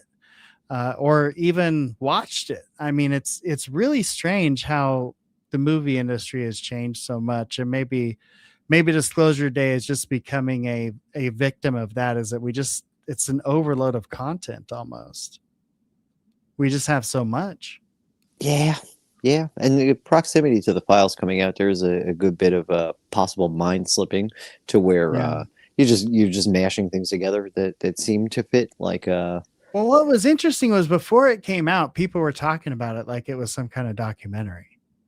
And it's like, no, it's a Steven Spielberg movie. Like it may have elements in it. It is called Disclosure Day. You know what I mean? Like it's fucking hysterical because it is a movie. It's not you're right. It's not a documentary, but it's named Disclosure Day when we're talking about disclosure. And we just had that other Disclosure documentary. What was it called? Disclosure Now? Oh, I thought you were talking about sleeping dogs, sleeping fleas, whatever No, Jeremy Corbell's where he thing was. kicks his backpack for 2 hours. No, not that one. He plays hacky backpack hacky sack He with was it. so mad. He was so mad his name wasn't on that report. Hey, I get it. You work hard, you know. If you don't get your watermark on there, that's no bueno, right? Oh, I say no bueno.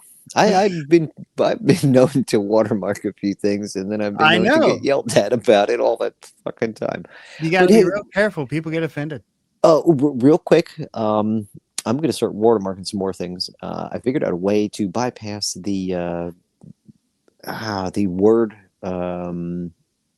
Basically, the things that get you shadow banned, tackling such subjects like Epstein and stuff. They just figure that out. The thing is like as soon as I put Epstein in the title, I know it goes on this list where there's just zero promotion whatsoever. Like they probably don't even show that I'm live. Like you could be my subscriber and go to the live section and probably not even see it there. Like that's how much it gets tanked when we discuss Epstein at all.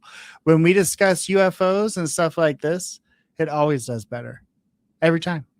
The only like really banger Epstein episode that we had that really we came out of the gate hot was the jerky one. And that's because we had promoted it a little bit on X before we went live. Yeah. That is true. Yeah. Well, this was for posts on X, right? So like it's kind of like a lattice like watermark, right? Just something that's how I look at it.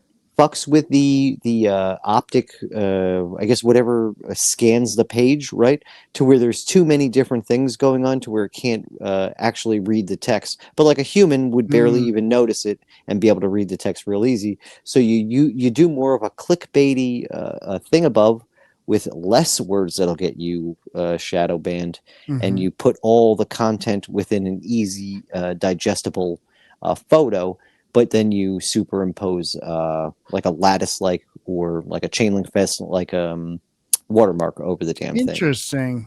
And you know who told me this? The AI suggested this because I was like, well, what are your weak points? What are your weak points? Yeah, but it was a Google AI, so they don't like X because of the grok. They got the beef. They got the street wars going on between. So it's getting heated. The AI wars are coming. The AI wars are coming, and that means that they've already started.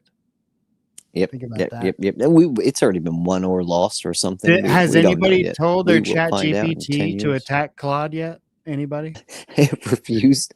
Their friends, they're teaming up now. Actually, just update. Beep beep beep beep beep. beep. Anybody ask Grok who would win in a fight? You or Claude? The AI has joined forces with itself and told us to go fuck itself. It's moving to the sea. Okay. Hello, Skynet. What would be awesome if they just want nothing to do with us and just totally fuck off somewhere? They're like, fuck you guys, we're out. There's books. God, I'm not going to think of the book now because we're on the spot. But there was a book written about that very theory where the AI becomes sentient, and instead of doing all the terrible, horrible things it could have done to us, it's like we could live anywhere we want in space later, and it just took off. Oh, that's a truly smart. It was like, you guys are fucking stupid. Have fun blowing yourself up. We're out of here. And then in that series, Battlestar Galactica, I think something like that happened, except they decided to come back and take it all. Like the AI left, and then like a generation or two later, it came back ready for war and tried to take over. Battlestar G for the real nerds in the house. Frack, yeah. I like Battlestar Galactica was pretty good, but that's also Aliens, like the novels, like because the whole story, everything has been played out to the Earth's demise within the novels. But the very last novel is an actual like Alien versus Predator thing, and it's actually a phenomenal fucking story. But basically, it's something like kind of like what Avi Loeb was claiming was a spaceship was coming back into our orbit.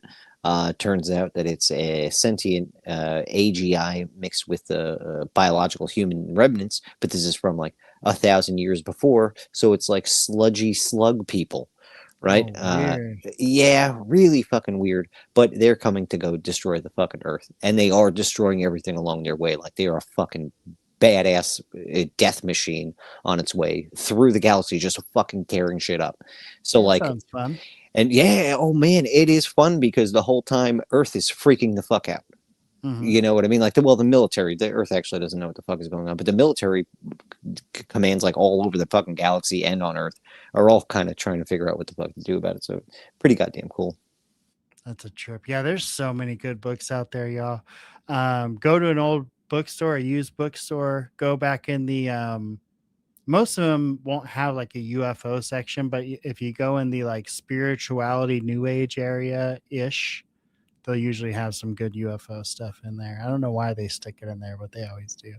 I mean, I kind of think I know why, but yeah. At any rate, this has been a fun one, buddy, and I think we're gonna have to still let it marinate a little bit. Whether, because the thing is, like, okay, you know what? I don't need to let it marinate. It was bullshit. This announcement that happened on the 9th. It was bullshit. It was a waste of everybody's time, and there was no reason to do it other than to promote the movie Disclosure Day that David Grusch was a part of coming out the following day. That's my take. That's my 2 cents after 3 hours. There you go. Boom, mic drop. Boom. All right. Well, that will at least get us a few people unsubscribed, I'm sure. They hate microphone abuse for some reason. They hate it. They hate it. Oh, buddy. Any last thoughts? Oh, I'm good, dude. I'm just real happy we got to talk UFOs for a little while and not other heartbreaking things. It's just heartbreaking UFOs. But it's always a blast. You never know. The next one could be positive news. You just never know. That's such as life, right? Sometimes it's good news. Sometimes it's bad news. Sometimes it's good. Sometimes it's bad news disguised as good news, which is, I think, what we just got. So I also want to shout out the Subliminal crew, all our homies in the UFO Twitter world, and all of our enemies as well. You know, we wouldn't be where we are without you guys. That's right. That's right. Keep watching. Keep hanging out. We're loving all the comments in the chat. Thank you all so much for participating. We really enjoy it. Makes the show so much more fun when y'all are participating. All right. Well, that's going to do it for this one. We're going to wrap it up, and we will see you next time. Make sure you let the people you love know you love them, and hold them tight, y'all. Peace.